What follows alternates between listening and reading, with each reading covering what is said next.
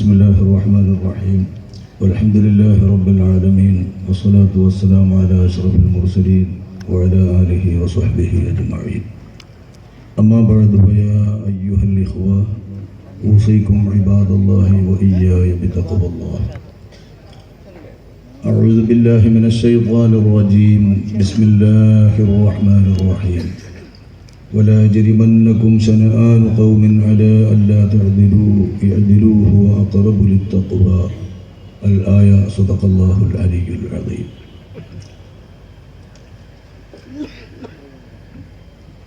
ഈ വേദിയുടെ നിയന്ത്രകനും അധ്യക്ഷനുമായ പ്രിയപ്പെട്ട സുഹൃത്ത് മുഹമ്മദ് അലി മുസ്ലിയാർ അവരുടെ ഉദ്ഘാടനം ചെയ്ത അഭിനന്ദനായ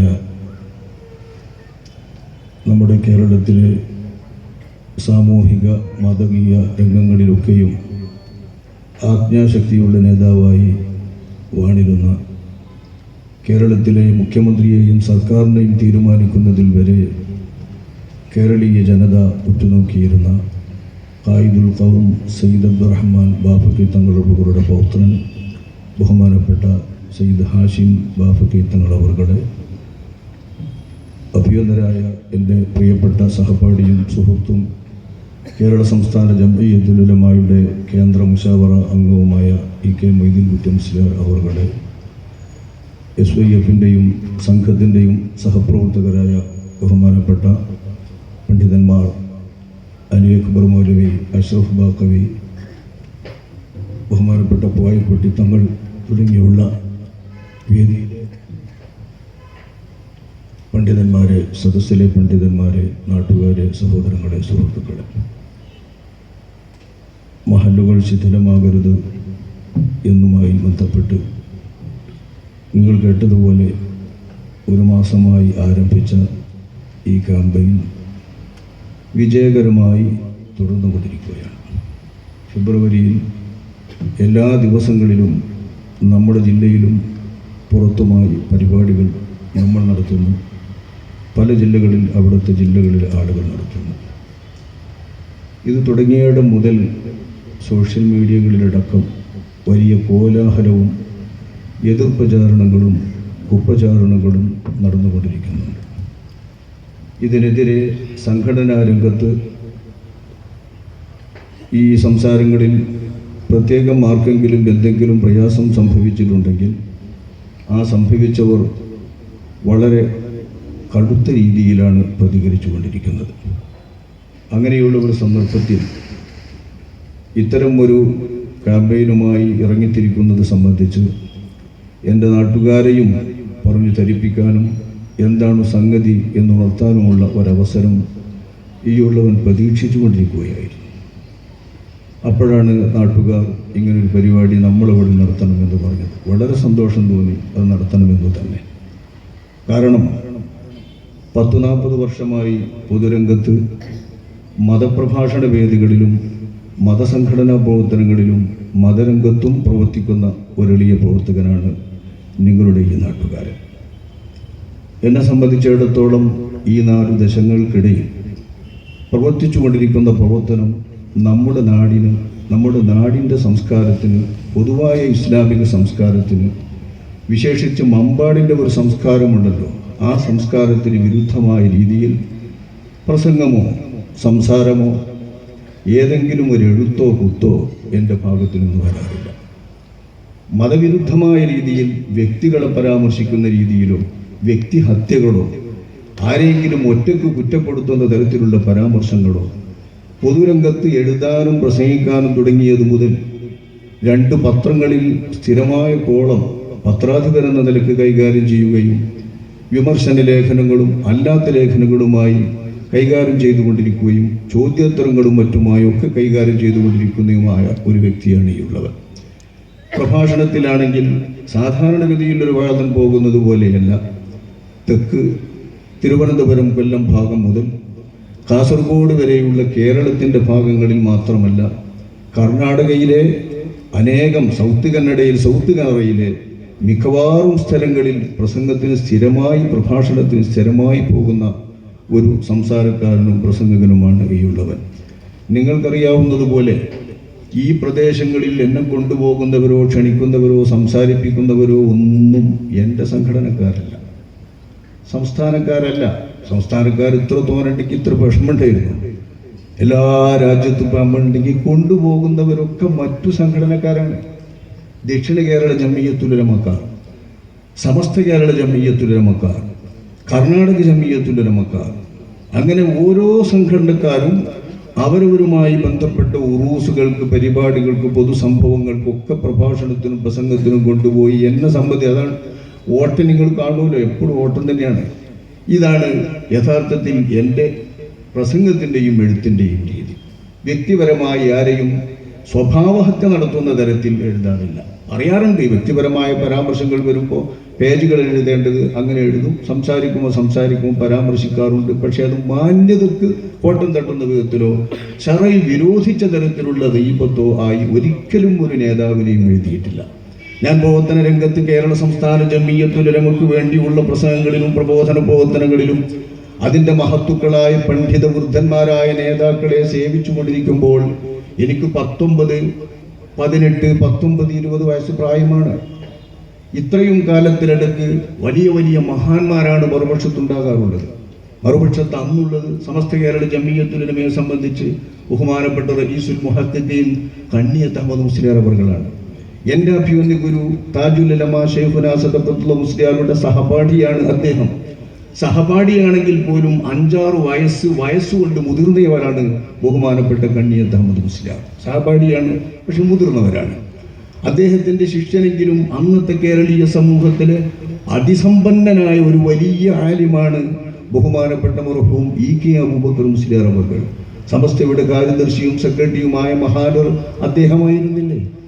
അദ്ദേഹം ആ 2 നേതാക്കൾ ഒന്നിച്ചാണ് 1983 മഞ്ചേരിയിൽ SYF-ന്റെ ജില്ലാ സമ്മേളനം നടക്കുമ്പോൾ ആ സമ്മേളന പ്രവർത്തനങ്ങളിലേക്ക് ആളുകൾ പങ്കെടുക്കരുതെന്ന് പറയുന്നതിന് വേണ്ടി സംസ്ഥാന ജംഇയ്യത്തിനെയും അതിൻ്റെ നേതാക്കളെയും അന്നത്തെ രീതിയിൽ പ്രതിരോധിക്കുന്നതിന് വേണ്ടി ആ 2 നേതാക്കളും ഒന്നിച്ചു പ്രസംഗിച്ചു കിടങ്ങഴിയിൽ വന്നിട്ട്. ആ മഞ്ചേരിയിലെ യോഗത്തിന് കൂടരുതെന്ന് എൻ്റെ അഭിവന്ന ശൈഖുനാ വണ്ടൂരിലെ താജുൽ ഉലമായ വ്യക്തിപരമായി ഇവരെ സംസാരിച്ചിട്ടുള്ള സംസാരത്തിൽ ഈ 2 വൃദ്ധ നേതാക്കൾ വന്ന് സംസാരിച്ചു. പിറ്റേനാൾ എനിക്ക് അവിടെ പ്രസംഗമാണ്. ആ പ്രസംഗത്തിൽ, അത് മുമ്പേ നിശ്ചയിക്കപ്പെട്ടതാണ്, ആ പ്രസംഗത്തിൽ സംസാരിക്കുമ്പോൾ ആരും ശ്രദ്ധിക്കരുതെന്ന് പറഞ്ഞ് പ്രത്യേകം EK അബൂബക്കർ മുസ്ലിയാർ അന്നൊരു പ്രയോഗം പോലും നടത്തി. ഇനി നാളെ ഇവിടെ കേൾക്കാം ശബ്ദ തരംഗങ്ങൾ എന്നും പറഞ്ഞിട്ട് പ്രയോഗം. ഞങ്ങൾ പറയുന്നതിനെതിരെ തരംഗം എന്ന് പറഞ്ഞു വരും. അത് തങ്കമൊന്നുമല്ല, അങ്ങനെ പറയുന്നത് തങ്കമല്ല. തരംഗം എന്ന് പറഞ്ഞാൽ ഞങ്ങളതൊക്കെ പഠിച്ചതാണ് എന്നാണ് അതിന് ഇംഗ്ലീഷിൽ പറയുക. അതുകൊണ്ട് അത്തരം ശബ്ദങ്ങളൊന്നും നിങ്ങൾ കേൾക്കരുത് എന്നന്ന് സംസാരിച്ചു. ഇതെന്തായിരുന്നു? ഈ മൈക്കുമായിട്ട് ബന്ധപ്പെട്ട് ശബ്ദതരംഗങ്ങളെ വൈദ്യുത തരംഗങ്ങളാക്കി മാറ്റുന്ന യന്ത്രമാണ് മൈക്കെന്ന് അതിൻ്റെ ആധികാരിക ഗന്ധങ്ങൾ വിളിച്ചുകൊണ്ട് മൈക്കിലൂടെ പൊതുബോധനെ പറ്റിയുള്ള ഞങ്ങളുടെ ആശയം പറയാൻ വേണ്ടി ഞാൻ പ്രയോഗിക്കാറുണ്ട്, ബുക്കും വായിക്കാറുണ്ട്. ഇത് തരംഗം എന്ന് കേൾക്കുമ്പോഴേക്ക് തന്നെ ആളുകളുടെ മനസ്സിൽ ഓടിയെത്തുന്നതിന് വേണ്ടി അദ്ദേഹം പ്രയോഗിച്ചതായിരുന്നു. പിറ്റേന്ന് പ്രസംഗിക്കാൻ വേണ്ടി വരുമ്പോൾ ബഹുമാനപ്പെട്ട അഡ്വക്കേറ്റ് UA ലത്തീഫ് സാഹിബ് അവர்கள் അന്ന് ആ പ്രസംഗത്തിന് ആദ്യന്തം സദസ്സിൽ തന്നെയുണ്ട്. സദസ്സിൽ കേൾക്കാൻ അദ്ദേഹത്തിന്റെ നാടാണ് കിടങ്ങഴി. അദ്ദേഹത്തോട് അന്വേഷിച്ചാൽ ഇതറിയാം. അദ്ദേഹം പറയുമെന്നറിയില്ല, ഏതായാലും അദ്ദേഹത്തിന് നിഷേധിക്കേണ്ട കാര്യമൊന്നുമില്ല. അന്നത്തെ സംസാരം ബഹുമാനപ്പെട്ട EK അബൂബക്കർ മുസ്ലിയാർ അവர்களுടേത് എങ്ങനെയാണോ ചന്ദ്രികാപത്രം റിപ്പോർട്ട് ചെയ്തതെങ്കിൽ അതേ സ്ഥാനത്ത്, അതേ രീതിയിലെ തലക്കെട്ടിൽ, അതേ കോളത്തിൽ, അതേ സ്പേസ് എൻ്റെ പ്രസംഗത്തിനും നൽകിക്കൊണ്ടാണ് ചന്ദ്രികാ ദിനപത്രം അന്ന് പ്രത്യേകം അത് റിപ്പോർട്ട് ചെയ്തത്.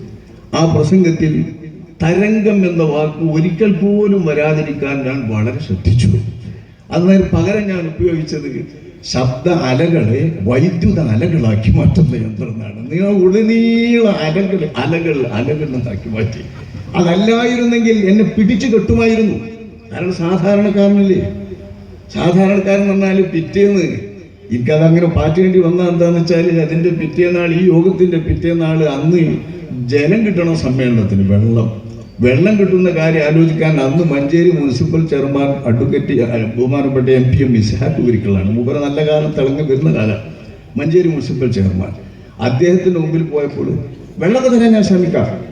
ആൾ പറഞ്ഞാൽ വെള്ളമൊക്കെ തരാൻ വേണ്ടി ഞാൻ ശ്രമിക്കാം, പക്ഷെ നിങ്ങൾ പറയുന്നത് ശരിയല്ല.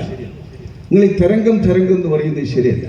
വേവ് എന്നാണ് ഇംഗ്ലീഷ് തന്നെ സംസാരിക്കുമ്പോൾ തന്നെ പറഞ്ഞത് വേവ് എന്നാണ് ഇംഗ്ലീഷ് തരംഗം, അത് ശരിയല്ല. ഞാൻ ഓർത്തു, ഇങ്ങനെ ഒരു അഭ്യസ്ത വിദ്യനോ മുനിസിപ്പൽ ചെയർമാനോ ആയിട്ടുള്ള ഒരു പൊതുപ്രവർത്തകന്റെയും രാഷ്ട്രീയ പ്രവർത്തകന്റെയും മനസ്സിൽ പോലും ഈ പറയുന്ന ഭാഷ അത്ര പതിച്ചിട്ടുണ്ടെങ്കിൽ സാധാരണക്കാരായ ആളുകളെ ഇത് എത്ര ബാധിച്ചിരിക്കും. സാഹസപ്പെട്ടുകൊണ്ട് തരംഗം എന്ന വാക്ക് വരാതെ 2.5 മണിക്കൂർ നേരം ഞാനന്ന് സംസാരിച്ചിട്ടുണ്ട്. അക്കാലത്ത് അത്തരം സംസാരങ്ങളിൽ പോലും ആ മഹാപണ്ഡിതന്മാരുടെ ഏറ്റവും പഴക്കമുള്ള, ഞാൻ ജനിക്കുന്നതിൻ്റെ ഒക്കെ എത്രയോ മുമ്പ് മുദരിസുമാരല്ലേ അവർ. എൻ്റെ പ്രായത്തിൽ മാത്രമല്ല, എൻ്റെ ബാപ്പാന്റെ പ്രായത്തിലുള്ള ശിഷ്യന്മാരുള്ളവരാണവർ. അത്തരം മഹത്വക്കളെ സംസാരിക്കുമ്പോൾ ആ മഹത്വത്തിന് ഇണങ്ങാത്ത തരത്തിലുള്ള ഒരു പ്രയോഗം പോലും എൻ്റെ ഭാഗത്തിൽ നിന്നുള്ളത് തൊള്ള കൊണ്ട് പറയുകയല്ലാതെ ആരെങ്കിലും ഒരു പ്രസംഗത്തിന്റെ ഒരു ചെറിയ പോയിന്റ് ആർക്കും ചൂണ്ടിക്കാണിക്കാനോ കേൾപ്പിക്കാനോ സാധ്യമല്ല എന്ന് ഞാൻ ഉറപ്പു തന്നെ പറയുകയാണ്. കാരണം അങ്ങനെ ശ്രദ്ധിച്ചാണ് ഞാൻ പൊതുരംഗത്ത് സംസാരിച്ചിട്ടുള്ളത്. ഇങ്ങനെയുള്ള വളരെ ശ്രദ്ധയോടുകൂടെ തന്നെ ഈ നാടിനെ കളങ്കപ്പെടുത്താതിരിക്കാൻ ഞാൻ വഴിത്തരത്തിൽ വളർത്തുന്നതിൽ ഈ നാടിനൊരു പങ്കുണ്ടല്ലോ.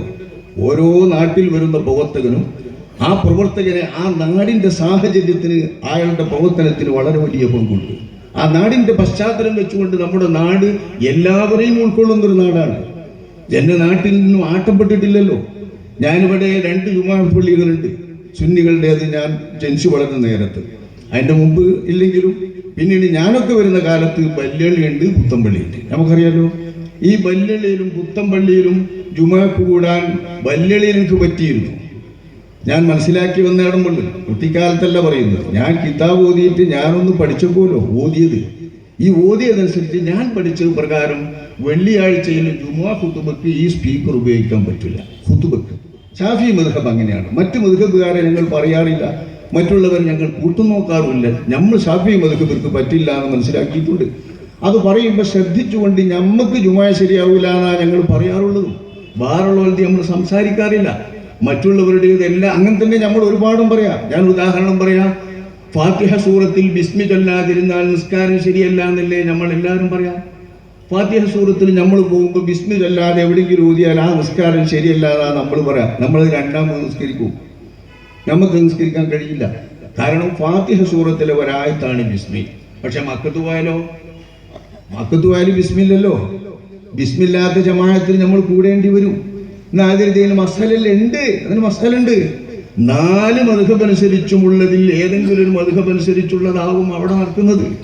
എല്ലാ മദ്ഹബുകാരും ഒത്തുകൂടുന്ന ഭരണാധികാരിക്ക് കീഴിൽ നടക്കുന്ന ജുമായുള്ളിടത്ത് അവിടുത്തെ ഇമാമിന് കീഴിൽ നിസ്കരിക്കുന്നതിന് ഈ വിധികളൊന്നും തടസ്സമല്ല. ചിലരങ്ങനെയൊക്കെ പറയും, അവിടെ മക്കത്ത് മൈക്കില്ല, അവിടെ പോയിക്കൊണ്ടില്ല എന്നൊക്കെ പറയും. അവിടെ ബിസ്മിയുണ്ട്, ബിസ്മിയില്ല. ഇത് സമസ്തക്കാരും സംസ്ഥാനക്കാരും APക്കാരും എല്ലാവരും പറയുന്നതാണ് ബിസ്മില്ല ഞാൻ ഫാത്തിഹ ശരിയാവില്ല എന്ന്. ഇപ്പോഴത്തെ മുജാഹിദീങ്ങളും പറയും. ഇപ്പൊ മുജാഹിദീകളും തന്നെ പറയാം ഫാത്തിഹയിലെ ബിസ്മി ഒരായത്തിനാണ് പതുക്കെ ചെല്ലാന്നേ ഉള്ളൂ. ചൊല്ലാതെ തന്നെയാണ് മക്കത്ത് നിസ്കരിക്കുന്നത്. കാരണം 2ാമത്തെ റക്അത്തിന് നമ്മൾ വേഗം കേൾക്കുമല്ലോ, അല്ലാഹു അക്ബർ എന്നുണ്ട്, അൽഹംദുലില്ലാഹി റബ്ബിൽ ആലമീൻ നമ്മൾ കേൾക്കുക. അപ്പൊ ബിസ്മി കേൾക്കുന്നില്ല എന്ന് മാത്രമല്ല, ഓതാൻ സമയമില്ല, പതുക്കി ഓതുന്നില്ല. എന്നാൽ അവിടെ തുടരുന്നില്ലേ? അപ്പൊ അവിടെ എന്താണ് നമ്മൾ ചെയ്യുക? നമുക്ക് ശരിയാകാത്തത് നമ്മൾ പറയാം, ആരാന്റെ കാര്യം നമ്മൾ പറയില്ല. അതങ്ങനെയാണ് ഇസ്ലാമിന്റെ രീതിയും. മദ്ഹബുകളിൽ അഭിപ്രായ വ്യത്യാസമുള്ളിടത്തൊക്കെ അത് നമ്മൾ അംഗീകരിക്കണം. മറുവിഭാഗത്തിന്റെ സ്വാതന്ത്ര്യവും മറുവിഭാഗം സത്യമാണ് പറയുന്നതെന്ന് നമ്മൾ അംഗീകരിക്കണം. 4 മദ്ഹബും സത്യമാണെന്ന് വിശ്വസിക്കുന്നവരാണ് സുന്നികൾ. അതാണ് സുന്നികൾക്ക് സങ്കുചിതത്വമില്ലാത്തത്, ഉണ്ടാകാൻ പാടില്ല. കാരണം 4 മദ്ഹബും സത്യമാണ് എന്ന് ആ സുന്നികൾ പറയുന്നത്. ബിസ്മി ഫാത്തിഹയിൽ വേണമെന്നതും സത്യമാണ്, വേണ്ടെന്നതും സത്യമാണ്.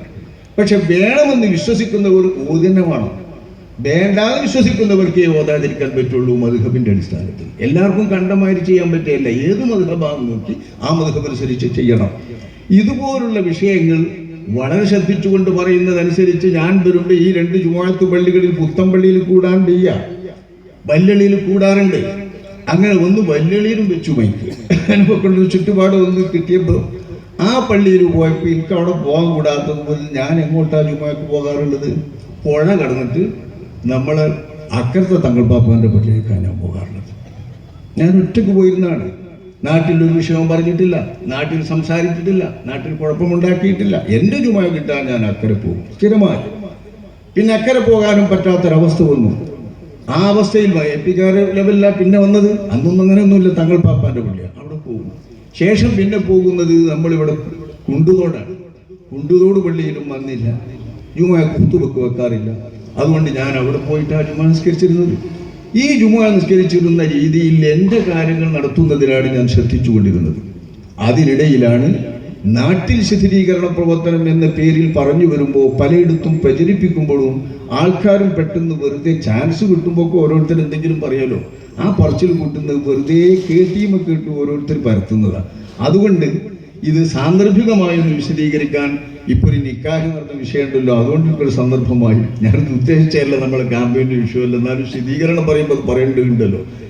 നമ്മൾ നടുവക്കാടും വാസ്തവത്തിൽ ശിഥിലീകരണം വന്നതല്ലല്ലോ. ഞാൻ അവിടെ ഇതുപോലെ തന്നെ കുണ്ടുതോട് ജുമാക്ക് പോയിക്കൊണ്ടിരിക്കുന്നത് പോലെ നടുവക്കാട് ജുമ തുടങ്ങിയിട്ടുണ്ട്. അവിടെ മൈക്കൊന്നുമില്ല എന്ന് കേട്ടിട്ട് ജുമാക്ക് കൂടാൻ പോയത് ആ കുളത്തിങ്ങനെ പള്ളിയിട്ട് ചെന്ന് നോക്കുമ്പോൾ അവിടെ ജുമാക്ക് വാടകയ്ക്ക് കൊണ്ടു നിൽക്കുന്ന മൈക്ക് പട്ടിക്കാട് ഒരു വിദ്യാർത്ഥി കുത്തുപോകാനുണ്ട്. പട്ടിക്കാട് കോളേജിൽ ഒരു വിദ്യാർത്ഥി. കുളത്തിങ്ങലെ പള്ളിയൊക്കെ ഞാൻ ആദ്യം വരുന്ന അങ്ങനെയാണ് 1405 ഷാബാൻ മാസത്തിലാണിത്. ഹിജറ 1405 ഷാബാൻ മാസത്തിൽ.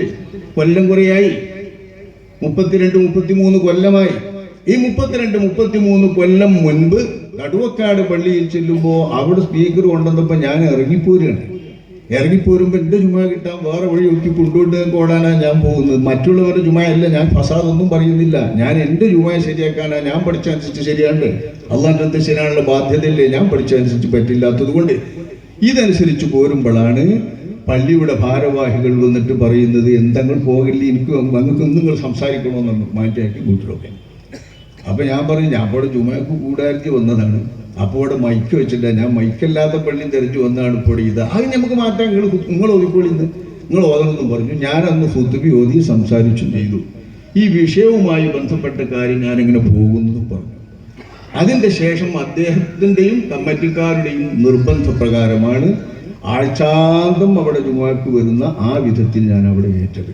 വർഷങ്ങൾ കുറേ തുടർന്നു. അങ്ങോട്ട് കയറി ചെന്ന് ഒരു ഫിത്നയും ഉണ്ടാക്കാൻ വന്നതോ ആ നാട്ടിൽ നടക്കുന്ന മഹലിനെ ശിഥിലീകരിക്കാനോ കയറിയെന്നതല്ല. 85 ഞാൻ കുളത്തിങ്ങര പള്ളിക്കൽ ഫുത്തുബ ഓതിക്കൊണ്ടിരിക്കുന്നത് ഇങ്ങനെയാണ്. ആ ഫുത്തുബയിൽ കുറേ ഓതി വന്നപ്പോൾ അവിടുത്തെ നടുവക്കാട്ട മദ്രസ, ആ മദ്രസ അന്ന് മുജാഹിദ് സിലബസിലാണ് ചില്ലറ പാഠങ്ങൾ പഠിപ്പിച്ചുകൊണ്ടിരിക്കുന്നത്. ആ പഠിപ്പിച്ചുകൊണ്ടിരിക്കുന്ന സിലബസ് നമ്മൾ സുന്യാളാക്കി അമോട്ടെല്ലാക്കെ പഠിപ്പിച്ചതിൻ്റെ മദ്രസയിലത്. അതുകൊണ്ട് അതൊന്ന് നല്ല പാടാക്കി നമ്മളെ സുന്യാളെ പഠിപ്പിനെ കൊണ്ടുവരണമെന്നാക്കാൻ വേണ്ടി കമ്മിറ്റിക്കാർ പറഞ്ഞ് മുന്നിട്ടൊരു യോഗം വിളിച്ച് ആ യോഗത്തിൻ്റെ അടിസ്ഥാനത്തിൽ അന്നത്തെ ആളുകൾ കൂടിയിട്ട് അവിടെ കമ്മിറ്റി ലെവലിൽ തന്നെ ആ മദ്രസ തുറക്കാമെന്നും സുന്നി പാഠബുക്കനുസരിച്ചാക്കാമെന്നും വെച്ചു. 1ാം ക്ലാസ്സിൽ അലിഫും ബാവും പഠിപ്പിക്കുന്നതാണ് പണ്ടൊക്കെ നമ്മൾ പഠിച്ചതെന്നുള്ള രീതി ഞാൻ സംസാരിച്ചുകൊണ്ട് ബോധ്യപ്പെടുത്തിയപ്പോൾ ആ ബുക്കാക്കാമെന്നും വെച്ചു 1ാം ക്ലാസ് മുതൽ. ഇങ്ങനെയാണ് അവിടെ മദ്രസയും തുടങ്ങിയത്. ഈ മദ്രസയും പള്ളിയുമായി 5-9 കൊല്ലക്കാലം ശരിക്കും നടന്നിട്ടുണ്ട്, ഒരു എതിർപ്പുമില്ലാതെ എല്ലാവരും എത്തി. പിന്നെ ചില്ലറ സ്വാഭാവികമായ അഭിപ്രായ വ്യത്യാസം വരുമല്ലോ. പക്ഷേ ഈ അഭിപ്രായ വ്യത്യാസത്തിലും ഞാൻ ബലിയാടും ഇരയുമാവുകയായിരുന്നു. ശിഥിലീകരണത്തിൽ ഒരു അഞ്ചുമില്ല. നിങ്ങൾക്കറിയാവുന്നതുപോലെ എനിക്ക് ആ ആളുകളെയും അറിയാം. പുത്തമ്പള്ളിയിൽ ഇരുന്നു കൊണ്ടാണ് നടുവക്കാട് പള്ളി സമസ്ത കേരള ജംഇയ്യത്തുൽ പേരിലോ അതിന് ആധികാരം നൽകുന്ന പേരിലോ രജിസ്റ്റർ ചെയ്ത്. പുത്തമ്പള്ളിയിൽ ഇരുന്നുണ്ടാക്കിയ ഭരണഘടനയാണ്, നാട്ടുകാരുടെ ഭരണഘടനയല്ല. അത് തികച്ചും അതാരാണ് കൈകാര്യം ചെയ്യുന്നതെന്നും അതിൻ്റെ പിന്നിൽ ആരാണെന്നൊക്കെ അറിഞ്ഞിട്ടും അവരുമായി യാതൊരു ആരോഗ്യത്തിൽ സംസാരമില്ലായ്മയോ മുഖത്ത് നോക്കായികയോ സലാം പറയായികയോ പെരുമാറ്റത്തിൽ ഒന്നും ഇന്ന് വരെ ഞാൻ പുലർത്തിയിട്ടില്ല. അതിൻ്റെ ആളുകളെയും എനിക്കറിയാം. രജിസ്റ്റർ ചെല്ലുന്നിടത്ത് വരെയുള്ള ആളുകൾ ബന്ധപ്പെട്ടവരെന്നെ പറഞ്ഞ് തെളിപ്പിച്ചിട്ടുണ്ട്. ഞാൻ എൻ്റെ നാട്ടുകാരോടോ നമ്മളെ മഹലിൽപ്പെട്ട ആളുകളോടോ ആ കാര്യങ്ങളൊന്നും ഉണർത്തിയിട്ടില്ല.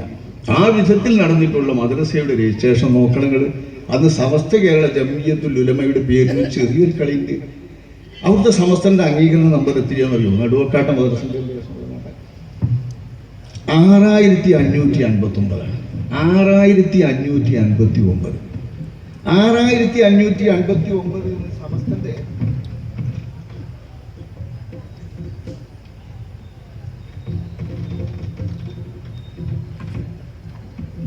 അംഗീകരണ നമ്പർ കൊടുക്കാൻ വാസ്തവത്തിൽ അന്ന് 8000-ഓളം മദ്രസയായിട്ടുണ്ട് സമസ്തക്ക്. 8,000-ഓളം മദർസയായിട്ടുള്ള സമസ്തയുടെ 8,000-ൽ പരം 9,000-ൽ പരം 10,000 അല്ലേ പറയുന്നത്. ഈ 10,000-ന്റെ അടുത്ത് ഇപ്പം എത്തിയ സമസ്തന്റെ മദർസന്റെ അംഗം അന്ന് 8,000-ൽ പരമാണ്. 8,000-ൽ പരം മദർസയുടെ നമ്പർ എത്തിയടുത്ത് എങ്ങനെയാണ് നടുവക്കാട് മദർസക്ക് 6,559 നമ്പർ കിട്ടുക? ഞാൻ ഇന്ന് വരെ ഈ വർഷങ്ങൾക്കിടയിൽ എവിടെയെങ്കിലും അതിൻ്റെ കാര്യം പരാമർശിച്ചൊരു ഉദാഹരണമായി പോലും പള്ളിയിൽ വെച്ചോ പുറത്തു വെച്ചോ പല യോഗങ്ങളും നടത്തിയിട്ടുണ്ട്. ഞാൻ ഇന്ന് വരെ ഇത് സംസാരിച്ചിട്ടില്ല. എങ്ങനെ 6,559 നമ്പർ കിട്ടും? അപ്പൊ സമസ്തയുടെ ഏതോ ഒരു നമ്പറിലേക്ക് ഇപ്പർ എഴുതിയിട്ട് കൊടുത്ത നമ്പറാണിത്. സമസ്ത വിദ്യാഭ്യാസ ബോർഡിന് ഇത് നിഷേധിക്കാൻ കഴിയില്ല. വിദ്യാഭ്യാസ ബോർഡിന് അന്ന് 6,559 നമ്പർ കൊടുക്കാൻ കഴിയില്ല. ഏതോ പിൻവലിച്ച വല്ല മദർസയുടെ നമ്പർ എഴുതി നിർത്തി കൊടുക്കാനേ ഇത് പറ്റുള്ളൂ. ഇത് നടുവക്കാട്ട മദർസയ്ക്ക് വേണ്ടി മാത്രം എങ്ങനെ സാധിച്ചു? നടുവക്കാട്ട് ഞാൻ ബന്ധപ്പെടുന്ന മേഖലയാണ് എന്ന് മനസ്സിലാക്കിക്കൊണ്ട് തന്നെ. അപ്പൊ ഇതൊരു കളിയാണ്. ആ കളിക്ക് ഞാൻ ഇരയായി. പിന്നീട് കേൾക്കുന്നത് മൈക്കില്ലാതെ കുത്തുപോകാൻ പാടില്ല എന്ന് കോടതിയുടെ ഇഞ്ചക്ഷനാണ്. അതോ പൂട്ടിവെക്കുന്ന കോടതി പൂട്ടുന്നതിൻ്റെ നേരെ തലേന്ന് പിറ്റേന്ന് പൂട്ടുക കോടതി. ഒന്നും ചെയ്യാൻ കൂടി പറ്റാത്തൊരവസ്ഥ. ഈ അവസ്ഥയൊക്കെ അവിടെ അറിയാം, നാട്ടുകാർക്കറിയാം. ആ ഒരവസ്ഥയിൽ എനിക്കുണ്ടായിരുന്ന ആ ഹുതുബോതുന്ന അവസ്ഥ പോലും ഒഴിവാക്കിക്കൊണ്ട് പോരേണ്ടി വന്നത്, ന്യായമായ രീതിയിൽ പോരേണ്ടി വന്നത്, കലഹമില്ലാതിരിക്കാനും നാട്ടിലൊരു കുഴപ്പമില്ലാതിരിക്കാനും. വിശാലമായൊരു മഹല്ലല്ലേ അന്ന്. പുളിക്കലോടി മുതൽക്ക് നടുവക്കാട് യത്തീംഖാന വരെ നടുവക്കാട് മഹല്ലാണ്. ഈ രജിസ്റ്റർ ചെയ്യപ്പെട്ട പുത്തമ്പള്ളിയിൽ നിന്ന് എഴുതിയിട്ട് രജിസ്റ്റർ ചെയ്യപ്പെട്ടിട്ടുള്ള കുളത്തിങ്കൽ പള്ളിയുടെ മദർസയുടെ ഭരണഘടനയിൽ കോളേജ് റോഡിന് നിങ്ങട്ടേ ഉള്ളൂ. കോളേജ് റോഡിന് നിങ്ങട്ട് പുളിക്കലോടിയിൽ നിങ്ങട്ട് ഇതുവരെ കോളനിക്കാർ മുഴുവൻ ജുമാക്ക് വന്നിരുന്നത് നടുവക്കാട് കുളത്തിങ്കൽ പള്ളിക്കാണ്. അവരൊക്കെ വെട്ടി. എന്തേ കാരണം? അവരൊന്നാകണ്ടായാലും ഇവിടെ ഭൂരിപക്ഷം സ്വീപ്പാവും. ഈ രീതിയിൽ വരെ കളിച്ച കളികൾക്കൊക്കെ ഞാനാണോ സഹോദരന്മാരെ ഉത്തരവാദി? ഞാനിതൊക്കെ പറഞ്ഞിട്ടുണ്ടോ വല്ല വേദിയിലും? സങ്കടങ്ങൾ ഇതുവരെ ഉണർത്തിയിട്ടില്ലല്ലോ. ഇതെന്റെ നാടിൽ പ്രശ്നങ്ങളുണ്ടാകരുത്, കുഴപ്പങ്ങളുണ്ടാകരുത് എന്ന് കരുതി ഭൂരിപക്ഷം ആളുകളും ഒന്നിച്ചുകൊണ്ട് നമുക്ക് പള്ളി വേണം, ജുമുഅ വേണം, നമുക്ക് പറ്റുന്ന രീതിയിൽ തന്നെ ജുമുഅ വേണമെന്നും എന്നെ കാലിയായി അംഗീകരിക്കുന്നവർ കാലിയായി തന്നെ ഇരിക്കണമെന്നും ആഗ്രഹിച്ചതുകൊണ്ടും അവർക്ക് വേണ്ടി കൂടിയാണ് ഞാൻ അങ്ങനെ നിൽക്കുന്നതും. അങ്ങനെ വന്നിട്ട് അവിടെ വല്ല കുഴപ്പമുണ്ടോ? ഇപ്പോൾ നടുവക്കാട് എന്താ കുഴപ്പം? ഒരു കുഴപ്പമില്ല. 2 പള്ളികളിലും നിറയെ ആളുണ്ട്. നടുവക്കാട് മഹല്ല് ജുമാ മസ്ജിദ് എന്ന പേരിലുള്ള ഞാൻ ഖാദിയായിട്ടുള്ള പള്ളിയിൽ നിറയെ തട്ടിൻ്റെ മുകളിലും കൂടി നിറച്ച ആളാണ്. അവൾ കോളേജ് കൂടി ഹൈസ്കൂൾ ഹയർ സെക്കൻഡറി കൂടി വന്ന് നോക്കുമ്പോൾ ഒരു സ്ഥലമല്ല. അപ്പം ആ പള്ളി വന്ന അനുഗ്രഹമാണ്. നല്ല രീതിയിലുള്ള ആശ്വാസകരമായ രീതിയിലും ആരോഗ്യപരമായ രീതിയിലുമുള്ള നല്ല മത്സരമല്ലാതെ അവിടെ ഒന്നും ഞങ്ങളുടെ സംഘടന ബോധിക്കുമ്പോണ്ടായിട്ടില്ല. അതെന്തുകൊണ്ടാണ് സാധിക്കുന്നത്? എൻ്റെ ഗുരുവര്യന്മാരും എൻ്റെ മഹത്തുക്കളായ ഉസ്താദുമാരും എൻ്റെ നാട്ടുകാരുടെ അഭീഷ്ടപ്രകാരമുള്ള അതേ രീതിയിലെ ഒരു ശരിയായ ഋജുവായ രീതിയാണ് എന്നെ പഠിപ്പിച്ചിട്ടുള്ളത്. സംസാരത്തിലും അങ്ങനെയാണ് പഠിപ്പിച്ചിട്ടുള്ളത്. നേരിട്ട് സംസാരിക്കുമ്പോൾ ഓരോരോ ദേഷ്യവും കാര്യങ്ങളൊക്കെ വരുമെങ്കിലും സ്റ്റേജിലോ പേജിലോ പൊതുവായി സംസാരിക്കുന്ന സമയത്ത് പരിധി വിട്ടുകൊണ്ടുള്ള വ്യക്തിഹത്യകളോ സ്വഭാവ ഹത്യകളോ ഒരിക്കലും നടത്താതെ എൻ്റെ ഗുരുവര്യന്മാർ ശീലിച്ചിട്ടുണ്ട്. ഞാനിങ്ങനെ സംസാരിച്ചാൽ ആ കാണുന്ന ഈ 2 ലൈനിൻ്റെ അപ്പുറത്ത് നടുവിലാണ് വണ്ടൂരിലെ എൻ്റെ അഭിവന്ദ ശൈഖുന പ്രസംഗം കേൾക്കാനിരിക്കുക. വണ്ടൂർക്കാർക്ക് അതറിയാം. അവിടെ ഇരിക്കുള്ളൂ. ഒരു കസാരട്ട് മൂപ്പരിക്കും എന്ന് വെച്ചാൽ നേരെ സംസാരിക്കുമ്പോൾ മുഖം മൂപ്പർ കണ്ട് തിരിയണം. അങ്ങനെ പ്രസംഗിച്ച ഒരാള്, മൂപ്പരം മുമ്പിൽ അങ്ങനെ പ്രസംഗിക്കുന്ന ഒരാള് ഒട്ടും ശ്രദ്ധിക്കാതെ പറയാൻ കഴിയുമോ? എന്തിനേലും കഴിയുമോ? പിന്നെ ഈ ആൾക്ക് വേറെ എവിടെയെങ്കിലും പോയി പറയാൻ വല്ല പേടിയുണ്ടാവും. മൂപ്പര മുന്നിൽ അങ്ങനെ പറഞ്ഞ ഒരാൾക്ക് ഒരു പേടിയുണ്ടാവില്ല. അതുകൊണ്ട് തന്നെ പറയുന്ന കാര്യങ്ങൾ ഭയമില്ലാതെ മൂപ്പരുടെ മുമ്പിലിരുന്ന് ശീലിച്ച അതേ രീതിയിലെ സംസാരിക്കും എന്നത് കഴിച്ചാൽ ഒരാളെയും ഒരു സംഘടനയെയും ശരിക്കും തെറി പറയുന്ന രീതിയിലുള്ള പ്രസംഗം ഞാൻ നടത്തിയിട്ടില്ല. ഖണ്ഡനം നടത്താറുണ്ട്. മുജാഹിദുകൾക്കെതിരെ, ജമാഅത്തുകൾക്കെതിരെ, ഖാദിയാനി യുക്തിവാദികൾക്കെതിരെ, 2 സമസ്ത ഗ്രൂപ്പുകൾക്കെതിരെ, ഇതൊന്നുമില്ലാത്തതിനെതിരെയും ഖണ്ഡന പ്രസംഗവും നടത്താറുണ്ട്, മണ്ഡല പ്രസംഗവും നടത്താറുണ്ട്, മതപ്രഭാഷണവും നടത്താറുണ്ട്. ഓരോ പ്രസംഗത്തിലും എന്താണോ അവിടുത്തെ വിഷയം എന്ന് വെച്ചാൽ അവിടെ അതേ പറയാറുള്ളൂ. അതിൻ്റെ അപ്പുറത്തേക്ക് പറയാറില്ല, കൂട്ടി പറയാറില്ല. അതാണ് ഞാൻ പഠിച്ചു വന്ന രീതി. ഞങ്ങളുടെ പ്രവർത്തകന്മാരും അതേ രീതിയാണ് ശീലിച്ചു വരുന്നത്.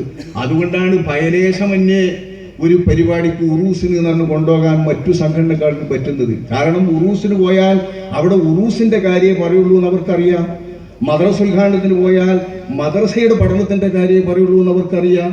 ആ വിധത്തിൽ ശീലിച്ചു വന്ന ഒരെളിയ പ്രവർത്തകൻ എന്ന നിലക്ക് നാട് മുഴുക്കെ ശിഥിലീകരണത്തിന്റെ ഫസാദുണ്ടാക്കി കുഴപ്പമുണ്ടാക്കുന്ന ഈ ചങ്ങാതി എന്ന് കേൾക്കുമ്പോൾ എൻ്റെ നാട്ടുകാർക്കുണ്ടാകുന്ന വിഷമവും പ്രയാസവും യഥാർത്ഥത്തിൽ എന്നെ ആശങ്കാകുലനാക്കിയിരുന്നു.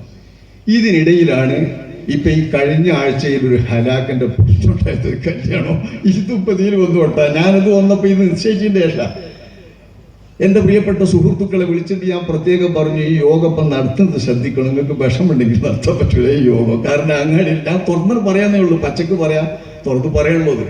ഇങ്ങനൊരു സംസാരപ്പ് നടക്കുന്നത് ഈ അവിടെ നടത്തിയ ഞാനാ കുഴപ്പമെന്നാണ് പറയുന്നത്. നിങ്ങളൊന്ന് ആലോചിച്ച് നോക്കുകയാണ്. എൻ്റെ മരണപ്പെട്ട മൂത്ത പെങ്ങൾ റാഹീലിൻ്റെ മകൻ ഏക കുട്ടിയുള്ളൂ, ഷാഫി എന്ന് പറയുന്നൊരു കുട്ടി. എൻ്റെ എൻ്റെ സുഹൈലിൻ്റെ പ്രായമുള്ളൊരു കുട്ടി. ഈ ഷാഫി എന്ന് പറയുന്നത് എൻ്റെ പെങ്ങളുടെ മകനാണ്. ആ മകന്റെ നിക്കാഹ് ആ മകനും ആ കുട്ടിക്കും പെണ്ണിനും താല്പര്യപ്രകാരം ഉണ്ടായ നിക്കാഹാണ്. ഞങ്ങൾ കുടുംബം അങ്ങോട്ടും ഇങ്ങോട്ടും താല്പര്യപ്പെട്ടുണ്ടാകുന്നതല്ല. അവർ രണ്ടുപേർക്കും താല്പര്യപ്രകാരം കുടുംബം അതിനെ ആലോചിച്ച് നോക്കുമ്പോൾ വിഷമമില്ലാന്ന് കണ്ട നിലക്ക് ഞാൻ അന്വേഷിച്ചു ആരാണ് എന്താണെന്നൊക്കെ ചോദിക്കുമ്പോൾ മനസ്സിലായി മമ്പാട്ടുള്ളവരല്ലേ, എനിക്കറിയാം. ആ നിലക്ക് പറഞ്ഞു കുടുംബമൊന്നും തിരക്കേടില്ല, മോർണിംഗ് നടത്തി കൊടുക്കാം സംഭവം, എന്നിട്ട് സംസാരിക്കണം. പക്ഷേ ഈ രീതിയിൽ നമുക്ക് അന്വേഷണം തരണമല്ലോ, നമ്മൾ അന്വേഷിക്കുമ്പോൾ ആ നിലക്ക് വരട്ടെ, അപ്പോൾ നമുക്ക് നോക്കാമെന്ന് പറഞ്ഞു. അങ്ങനെ വരുന്നു എൻ്റെ അടിയൻ ആലിക്കോയ മൊഴി. വളരെ പ്രയാസകരമായ ഒരവസ്ഥയിലായതുകൊണ്ടാണ് അദ്ദേഹം ഈ കല്യാണം ഉണ്ടാക്കുന്നത്.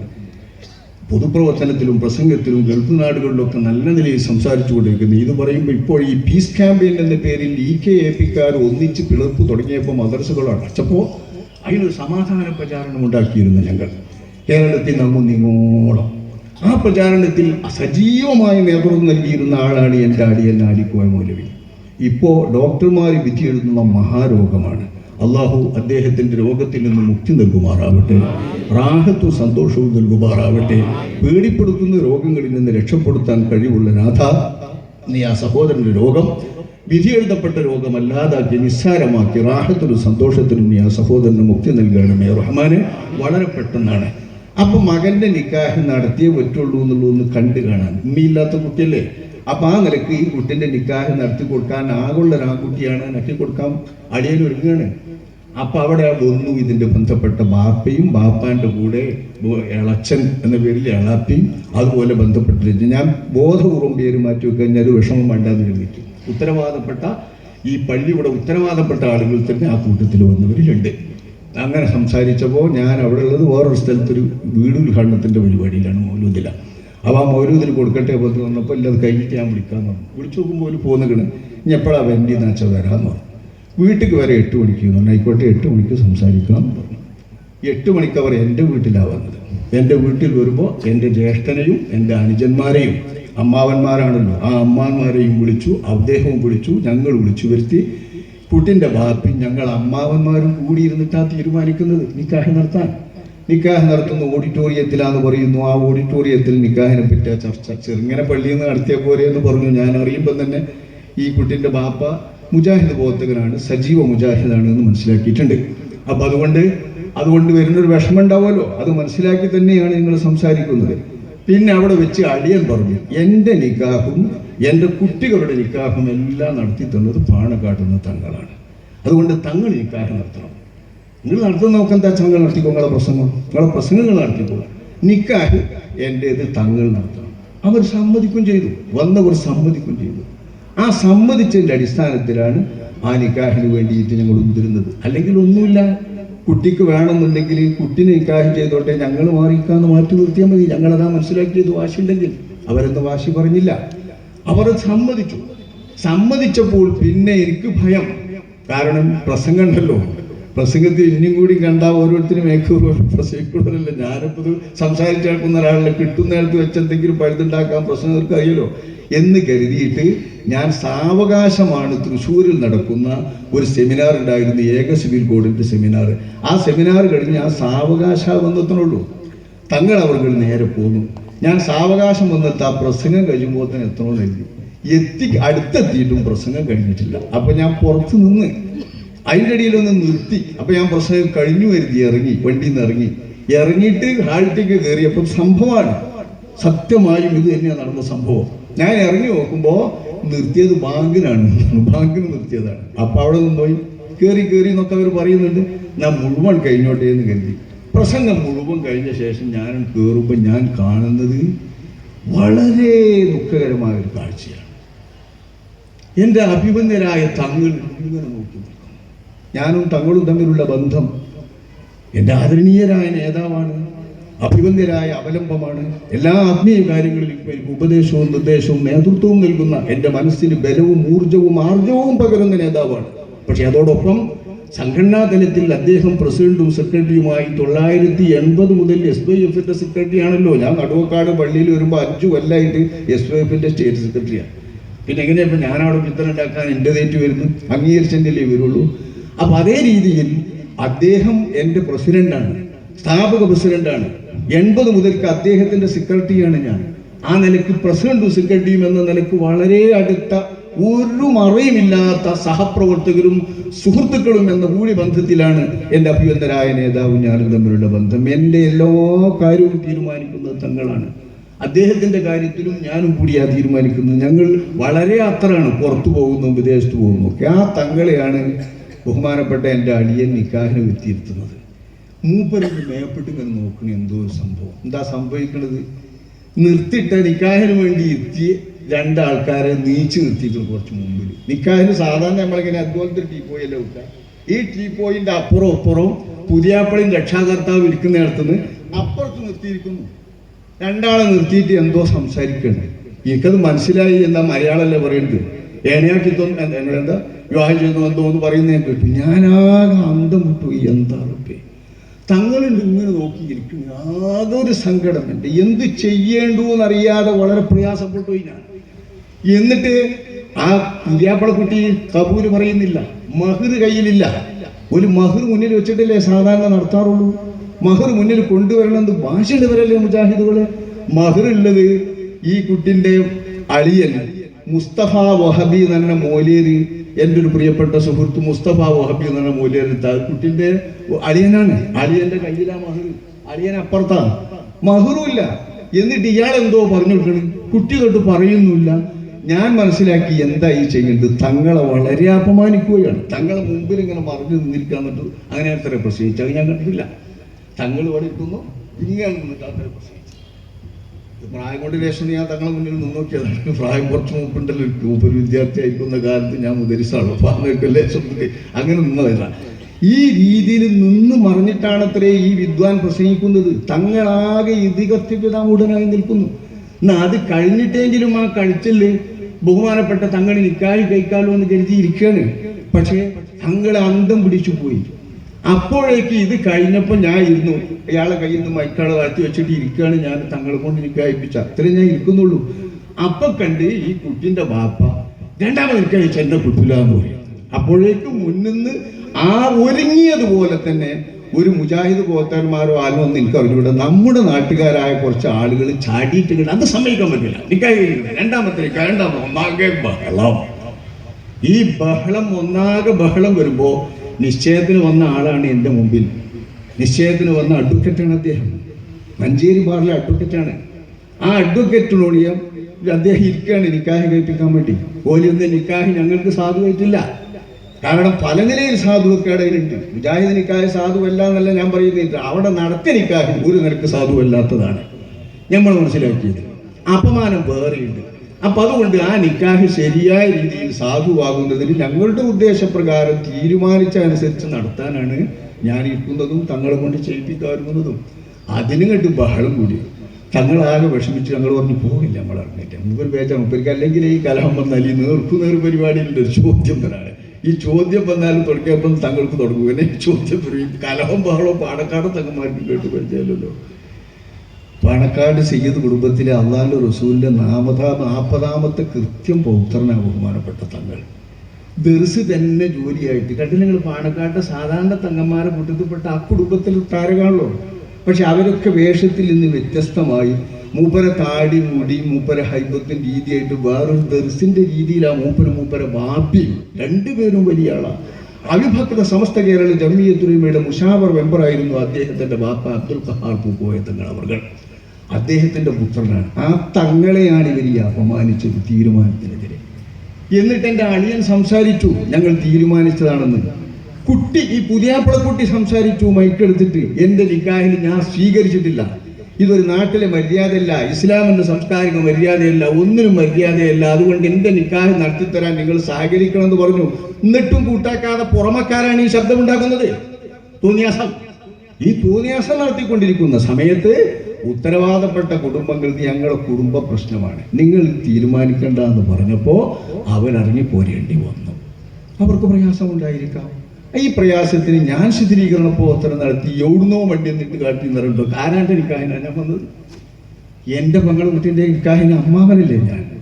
കാര്യം തീരുമാനിച്ച ആളല്ലേ ഞാൻ? നിങ്ങളുടെ നാട്ടിലൊക്കെ അമ്മാവൻ, നിങ്ങളുടെ കൂട്ടത്തിലും കുടുംബത്തിലൊക്കെ അമ്മാവൻ എന്താ ഉദ്യോഗം? നിക്കാഹിൽ ഒരു പ്രത്യേക റോളില്ലേ അമ്മാവന്മാർക്ക്? നമ്മുടെ നാടൻ മര്യാദ പ്രകാരം ഈ അമ്മാവൻ എന്ന നിലയ്ക്ക് ഇടപെട്ട് ഞാൻ എൻ്റെ കുട്ടിൻ്റെ നിക്കാഹിൽ, ഉമ്മയില്ലാത്ത കുട്ടിൻ്റെ നിക്കാഹിൽ ആകെ അവൾക്ക് താങ്ങുന്നൊരു മകനാ. ഷാഫിയോ ഷാഫിയോ ഷാഫിയോ എന്ന് പറഞ്ഞാൽ സുഖമില്ലാത്തവളായിരുന്നു അവൾക്ക്. ഈ ഒരു കുട്ടിയോ ഈ കുട്ടിയോന്നാ. ഇതാണ് അവളുടെ രീതി. അതൊക്കെ കൂടി ഓർമ്മ വരുമ്പോൾ ആ നിക്കാഹുമായി ബന്ധപ്പെട്ട് ഞങ്ങൾ കുടുംബത്തിന് എങ്ങനെയുണ്ടാകും മാനസികാവസ്ഥ? ഇവിടെ കലക്കിയതാരാ ബോധപൂർവം കരുതിക്കൂട്ടി തീരുമാനിച്ചിട്ട് ആ തീരുമാനത്തിന് പങ്കാളിയായിട്ടുള്ള ആളുകളെ അവിടെ കാണുന്നില്ല. പുറത്തുനിന്നുള്ളവരാ വരുന്നത്. കമ്മിറ്റിക്കാരാണോ? നമുക്കറിയില്ല. പുറത്തുനിന്നുള്ള ആ പണ്ഡിതനാണോ ആ സംസാരിച്ച അയാളും ഇദ്ദേഹവും. നമ്മുടെ നാട്ടിലെ കാട്ടുകൊണ്ടക്കാരനാണ് ഞാൻ കണ്ടു നോക്കുന്നത്. നമ്മളെ കാട്ടുകൊണ്ടക്കാരനെ വലിയ വണ്ടൂർ പള്ളിക്കോ ഹുതുബോധനമൊക്കെ ആളാണ് മുജാഹിദ് വിളിക്കാൻ. ഇത് ഒരിക്കലും നടത്താൻ പാടില്ലാത്തതായിരുന്നു. ഇതിൽ എന്നെ ഒരു പ്രശ്നമല്ല. വാസ്തവത്തിൽ ഇതാണ് ഇതുമായി ബന്ധപ്പെട്ട സംഭവം. ഇങ്ങനെ തന്നെയാണ്. വേറെന്തെങ്കിലും ദുഷ്പ്രചരണങ്ങൾ നടക്കുന്നുണ്ടെങ്കിലോ, ഇവിടുത്തെ മയ്യത്തെങ്കിലോ നിക്കാഹിൻ്റെയിലോ മറ്റൊന്നിലും ഞാൻ ഇടപെടാറില്ല. ഒരു മയ്യത്ത് ഇപ്പം നടുവക്കാട്ട് പോലും മറുവിഭാഗത്തിൽ മറ്റേ മഹലിൽപ്പെട്ടതാണെന്ന് കണ്ടാൽ മറുവിഭാഗമൊന്നുമല്ല. നമ്മളവിടെ നടുവക്കാട്ട് രണ്ടു കൂട്ടരും ഒരുപോലെയാണ്. പള്ളിക്കൊക്കെ അവിടെ അതാ നിസ്കരിക്കാൻ പോകുന്നുണ്ട്, മയ്യത്ത് കൊണ്ടെന്ന് വെച്ചാൽ ജമാഅത്തിന് കൂടി എല്ലാവരും പോകുന്നുണ്ട്. ഒരു കുഴപ്പമില്ല. ബടി നീർച്ചുണ്ടാവും, അടി നീർച്ചുണ്ടാവും, ബടി ചോറുണ്ടാവും, അവിടെ ചോറുണ്ടാവും, ബടി നല്ല പോത്തുണ്ടാവും, അവിടെ നല്ല പോത്തുണ്ടാവും. ഇങ്ങനെ നല്ല കാര്യത്തിൽ മത്സരിച്ചു കൊണ്ടുപോകുന്നു. ഇവിടെ ഒരു മയ്യത്ത് എടുക്കുന്ന നേരത്ത് ഞാൻ അവിടുത്തെ ആളല്ല, അവർക്ക് ജുമാക്ക് പോകുന്നവരെല്ലാവരും ഞാൻ ദ്വാരക്കേണ്ടതില്ല എന്ന് തോന്നിയെടുത്ത് ദ്വാരക്കാൻ അവിടുത്തെ ചെന്ന മൂലയിൽ ആലുകുട്ടിയിലൊരു പറഞ്ഞാലും കൂടി ഞാൻ ദ്വാരക്കാറില്ല. ഓല ഇതാണെങ്കിൽ ഓലെന്നെ നടത്തട്ടെ രീതിക്കാരാണ്. അപ്പം അതുകൊണ്ട് അത്തരം സ്വഭാവങ്ങളൊന്നും നിങ്ങളുടെ നാട്ടുകാരൻ എന്ന നിലയിൽ എന്നിലില്ലെന്ന് നിങ്ങൾ തീർത്തും അറിയണമെന്ന് ഈ സന്ദർഭത്തിൽ സൗകര്യപൂർവ്വം കിട്ടിയ ഒരു സന്ദർഭമായതുകൊണ്ട് ഞാൻ ഉണർത്തിക്കൊണ്ടാണ് ഈ വിഷയവുമായി ബന്ധപ്പെട്ട ചില്ലറ കാര്യങ്ങളിലേക്ക് പോകുന്നത്. വളരെ നല്ല രീതിയിൽ ഈ വിഷയം അവതരിപ്പിക്കപ്പെട്ടത് കൊണ്ട് കൂടിയാണ് ഞാനിപ്പോൾ കുറച്ച് ആശ്വാസം കൊണ്ടത്. ഞാനൊരു 5 മണിക്കൂർ നേരം 11 മണി മുതൽ 5 മണി വരെ നടത്തുന്ന ഒരു ദൈവാ കോഴ്സ് എന്നൊരു ക്ലാസ് ഉണ്ട് മഞ്ചേരി ദാറുസുന്നയിൽ. അത് നടത്തിയിട്ടാണ് 5 മണിക്കൂർ ഒരു ഇരിപ്പിലിരുന്നിട്ട് നടക്കുകയാണ്. അവിടെ കൊല്ലം മുതൽ തിരുവനന്തപുരം കാസർഗോഡ് വരെയുള്ള മൂല്യന്മാരേക്ക് വരുന്നവരുണ്ട്. ആ വന്ന ഈ കോഴ്സിൽ എല്ലാ സമസ്തക്കാരും, EK സമസ്തക്കാരുണ്ട്, AP സമസ്തക്കാരുണ്ട്, ദക്ഷിണക്കാരുണ്ട്, എല്ലാ വിഭാഗമുണ്ട്. എന്തിനാ ഇങ്ങനെ സാധിക്കുന്നത്? SYFന്റെ സ്റ്റേറ്റ് കമ്മിറ്റി നടത്തുന്ന ഒരു കോളേജിൽ നടത്തുന്ന ഒരു കോഴ്സിൽ എല്ലാ വിഭാഗം പണ്ഡിതന്മാരും വന്ന് ക്ലാസ് നടത്തുന്ന ഒരു ക്ലാസ് ഇസ്ലാമിക ദഅ്വാ കോഴ്സ് എന്ന പേരിൽ ഒരു കോഴ്സ് നടന്നിട്ട് പണ്ഡിതന്മാർ പല ബിരുദക്കാരിൽ നിന്നും ബിരുദാനന്തര ബിരുദം വഴി പുറത്തിറങ്ങുമ്പോൾ ഞാനിത് പറയേണ്ടതില്ല. പക്ഷേ എൻ്റെ നാട്ടുകാരെ ഇത് അറിയിക്കേണ്ട ഒരു സംഗതി ഉണ്ട്. ഈ വിഷയം പറയാൻ തീർത്തും അർഹതപ്പെട്ടവർ തന്നെയാണ് ഞങ്ങളുടെ സംഘടനക്കാർ. ഞങ്ങളിൽ നിന്ന് അറിയിക്കുന്നതിന് വേണ്ടിയാണ് ഇത് പറയുന്നത്. ഇങ്ങനെയാണ് ഞങ്ങൾ നടത്തുന്നത്. ഞങ്ങളുടെ സ്ഥാപനങ്ങളിലൊക്കെ ഇതേ രീതി. EK AP വ്യത്യാസമില്ല. സംസ്ഥാനക്കാർക്ക് മാത്രമേ പഠിച്ചൂടൂ എന്നുള്ള എല്ലാ വിഭാഗത്തിനും. അങ്ങനെ നിങ്ങൾ കേരളത്തിൽ മറുപക്ഷം നടത്തുന്ന ഏതെങ്കിലും ഒരു സ്ഥാപനം കാണിച്ചു തരുമോ? കാണിച്ചു തരുന്നില്ല. എന്താ കാരണം? വാശിയാണ് തുടക്കം മുതലേ 2 കൂട്ടരും പഠിപ്പിച്ചു വരുന്നത്. ഇവർ 2 കൂട്ടരും ഭിന്നിച്ചു നോക്കുമ്പോൾ കേരള സംസ്ഥാന ജമിയത്തുലമ 1967 സമസ്തയിൽ നിന്ന് പിരിഞ്ഞതല്ലേ? സമസ്തയിൽ നിന്ന് പിരിയുന്ന ആ സംഘം 67 മുതൽ പ്രവർത്തിച്ചിട്ട് ഇപ്പോൾ അതിൻ്റെ സിൽവർ ജൂബിലിയാണ് ഞങ്ങൾ ആഘോഷിക്കുന്നത്. 50 വർഷം പൂർത്തിയായ ഞാനതിലേക്ക് കടന്നു വരുന്നതും പ്രവർത്തനത്തിൽ വരുന്നതും ഒരു 40 കൊല്ലത്തെ പരിചയമുണ്ട്. അതിൻ്റെ മുമ്പ് ഒരു 10 കൊല്ലം കഴിഞ്ഞുപോയി. ഈ സംഘത്തിൻ്റെ 50 കൊല്ലത്തെ സുവർണ ജൂബിലി ആഘോഷിക്കുമ്പോൾ സുവർണ രീതിയിൽ മാത്രം സംഘടനാ പ്രവർത്തനം നടത്തിയിട്ടുള്ള ഞങ്ങളെ രണ്ടു പക്ഷക്കാരും അങ്ങനെ ഫിത്തനക്കാരും എന്ന് പറയില്ലല്ലോ. ഇപ്പൊ പറയുമ്പോൾ നിങ്ങളെ സമസ്തൻ നിങ്ങളെ നമ്മൾ മദ്രസയിൽ എടുക്കലുണ്ടല്ലോ, നിങ്ങളെ കൂട്ടർ പ്രവർത്തിക്കുന്നുണ്ടല്ലോ, നിങ്ങളെ കൂട്ടർ ഞങ്ങളെ സ്ഥാപനത്തിലുണ്ടല്ലോ, നിങ്ങൾ ഇളകണമെന്ന് ചോദിക്കുന്നുണ്ടല്ലോ. എന്താണ് അതിന് കാരണം? ഞങ്ങളൊരു ഫിത്തനക്കാരല്ല എന്ന് ഇവർ രണ്ടു കൂട്ടർക്കും അറിയാം. എന്നാ പറയേണ്ട നേരത്ത് പറയാറുമുണ്ട്, പല വിഷയങ്ങളിലും നൽകി പറഞ്ഞിട്ടുമുണ്ട്. അതാരെയാ പറയുന്നത്, ഏത് വിഷയത്തിനാ പറയുന്നത്, അപ്പൊ അതേ പറയും. അപ്പോൾ പിന്നെ തട്ടൊപ്പിക്കാൻ വേണ്ടി രണ്ടു കൂട്ടരും പറയാൻ നല്ല ശൈലിയൊന്നുമില്ല. ഇവിടെ ഇപ്പം ഞങ്ങൾ സംസാരിക്കുന്നത് എന്താ ശൈലി? 989 പിളർന്ന ശേഷം ആ പിളർപ്പിന്റെ ഊക്കിൽ നാട്ടിലുള്ള പള്ളികളിലെല്ലാം രണ്ടു പക്ഷവും ചേർന്നിട്ട് പള്ളിയും മദ്രസും തങ്ങളുടേതാക്കാൻ വേണ്ടിയിട്ടുള്ള അടിപിടിയും കുഴപ്പമായിരുന്നു. ഈ അടിപിടിയും കുഴപ്പവും ഓമശ്ശേരി ഭാഗങ്ങളിലൊക്കെ മദ്രസകൾ പഠിക്കാൻ വരുന്ന 5, 6, 7 വയസ്സായ കുട്ടികൾ കടന്നു വരുമ്പോൾ കാക്കി ഉടുത്ത പോലീസുകാർ തോക്കും പിടിച്ച് നിൽക്കുന്നതാ കാണുന്നത്. നിയമപാലകന്മാർ ചെയ്യുന്നത് എന്താണ്? ഇവിടെ കുഴപ്പമുണ്ടാകുന്ന നേരത്ത് പ്രയോഗിക്കാൻ സജ്ജരായി നിയമപ്രകാരം നിൽക്കുകയാണ്. പക്ഷേ ചെറിയ മദ്രസയിൽ വരുന്ന കുട്ടികൾ ഇതറിയോ? കുട്ടികൾ കണ്ണും നട്ട് നോക്കി നിൽക്കുന്ന ഫോട്ടോകളും ചിത്രങ്ങളും പത്രങ്ങളിൽ വരാൻ തുടങ്ങി 89. എന്തായിരുന്നു കാരണം? AP വിഭാഗവും EK വിഭാഗവുമായി സമസ്ത കേരള ജംഇയ്യത്തുൽ പിളർന്നു. അതിന്റെ മുൻപ് 67 മുതൽക്ക് പ്രവർത്തിക്കുന്ന ഒരു സംഘമല്ലേ കേരള സംസ്ഥാന ജംഇയ്യത്തുൽ ഉലമ. ആളുകളില്ലാത്തത് കൊണ്ടാണെന്ന് പറയാം. ചിലപ്പോ ആളില്ലാത്തതുകൊണ്ട് ഇക്കാര്യങ്ങൾ നടത്താൻ ഞാൻ ഇപ്പോട്ടെ ഉള്ള ആളെ വെച്ച് നടത്താൻ ഞങ്ങൾക്ക് അറിയും. നിങ്ങൾക്ക് മനസ്സിലായില്ലപ്പോ ഉള്ള ആളെ വെച്ചിട്ട് നടത്താൻ സംസ്ഥാനക്കാർ അറിയുന്നത്. അതുകൊണ്ട് കുഴപ്പമുണ്ടായതുകൊണ്ട് കുഴപ്പമുണ്ടാക്കണമെന്നില്ല നിങ്ങൾ പറഞ്ഞല്ലോ. അപ്പൊ ലേശം കുഴപ്പമുണ്ടാക്കാൻ ഞങ്ങൾക്ക് അറിയല്ലോ ഉള്ള സൗകര്യം വെച്ച്. കുഴപ്പം ഞങ്ങളുടെ സംഘടന ശീലിച്ചിട്ടില്ല. അഭിവന്ദനായ ഞങ്ങളുടെ നേതാക്കന്മാർ നാദാപുരത്തെ ശംസുലുലമായും വണ്ടൂരിലെ താജുലുലമായും അഭിവന്ദരായ ഉലമാക്കളാണ്. ഇക്കഴിഞ്ഞ നൂറ്റാണ്ടിൽ കേരളത്തിലെ ഉലമാക്കൾക്ക് കിട്ടാവുന്നതിൽ 2 വലിയ മുത്തുകളും രത്നങ്ങളും തന്നെയാണ് ആ മഹത്തുക്കളായ പണ്ഡിതന്മാർ. അവരുടെ ശിഷ്യന്മാരുടെ ശിഷ്യന്മാരോ ആണ് ഇന്ന് കേരളത്തിലുള്ളവരൊക്കെ. ആ മഹത്തുക്കളായ പണ്ഡിതന്മാർ ഞങ്ങളെ അങ്ങനെയാണ് ശീലിപ്പിച്ചത്. സംഘടനാ പ്രവർത്തനം എന്ന് പറയുന്നത് ആശയത്തിനും ആദർശത്തിനും വേണ്ടിയാണ്. നമ്മുടെ ആശയവും ആദർശവും എന്താണ്? അഹ്ലുസുന്നത്ത് വൽ ജമാഅ. അഹ്ലുസുന്നത്ത് വൽ ജമാഅത്തിന്റെ ആദർശത്തിൽ വരുമ്പോൾ പ്രതിയോഗികൾ അപ്പുറത്ത് നിൽക്കുന്ന നേരത്ത് നമ്മൾ ആ പ്രതിയോഗികൾക്കെതിരെ ആശയരംഗത്ത് ആദർശരംഗത്ത് ഒന്നായവരെല്ലാം ഒന്നിച്ചു നിൽക്കും.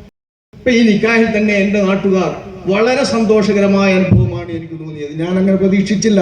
പക്ഷെ എൻ്റെ നാട് സംബന്ധിച്ച് ഞാൻ പ്രതീക്ഷിക്കേണ്ടത് തന്നെ. എൻ്റെ നാട്ടിലെ ശീലം അങ്ങനെയാണ്. എൻ്റെ മറുനാട്ടുകാരുടെ മുമ്പിൽ പ്രത്യേകം ഒന്ന് അഭിമാനത്തോടു കൂടെ തന്നെ ഞാൻ പറയട്ടെ, ഞങ്ങളുടെ നാട്ടിൽ എല്ലാവരും ഉണ്ടായിട്ട് മതപരമായ വല്ല കുഴപ്പങ്ങളും കേട്ടുകൊടുക്കും.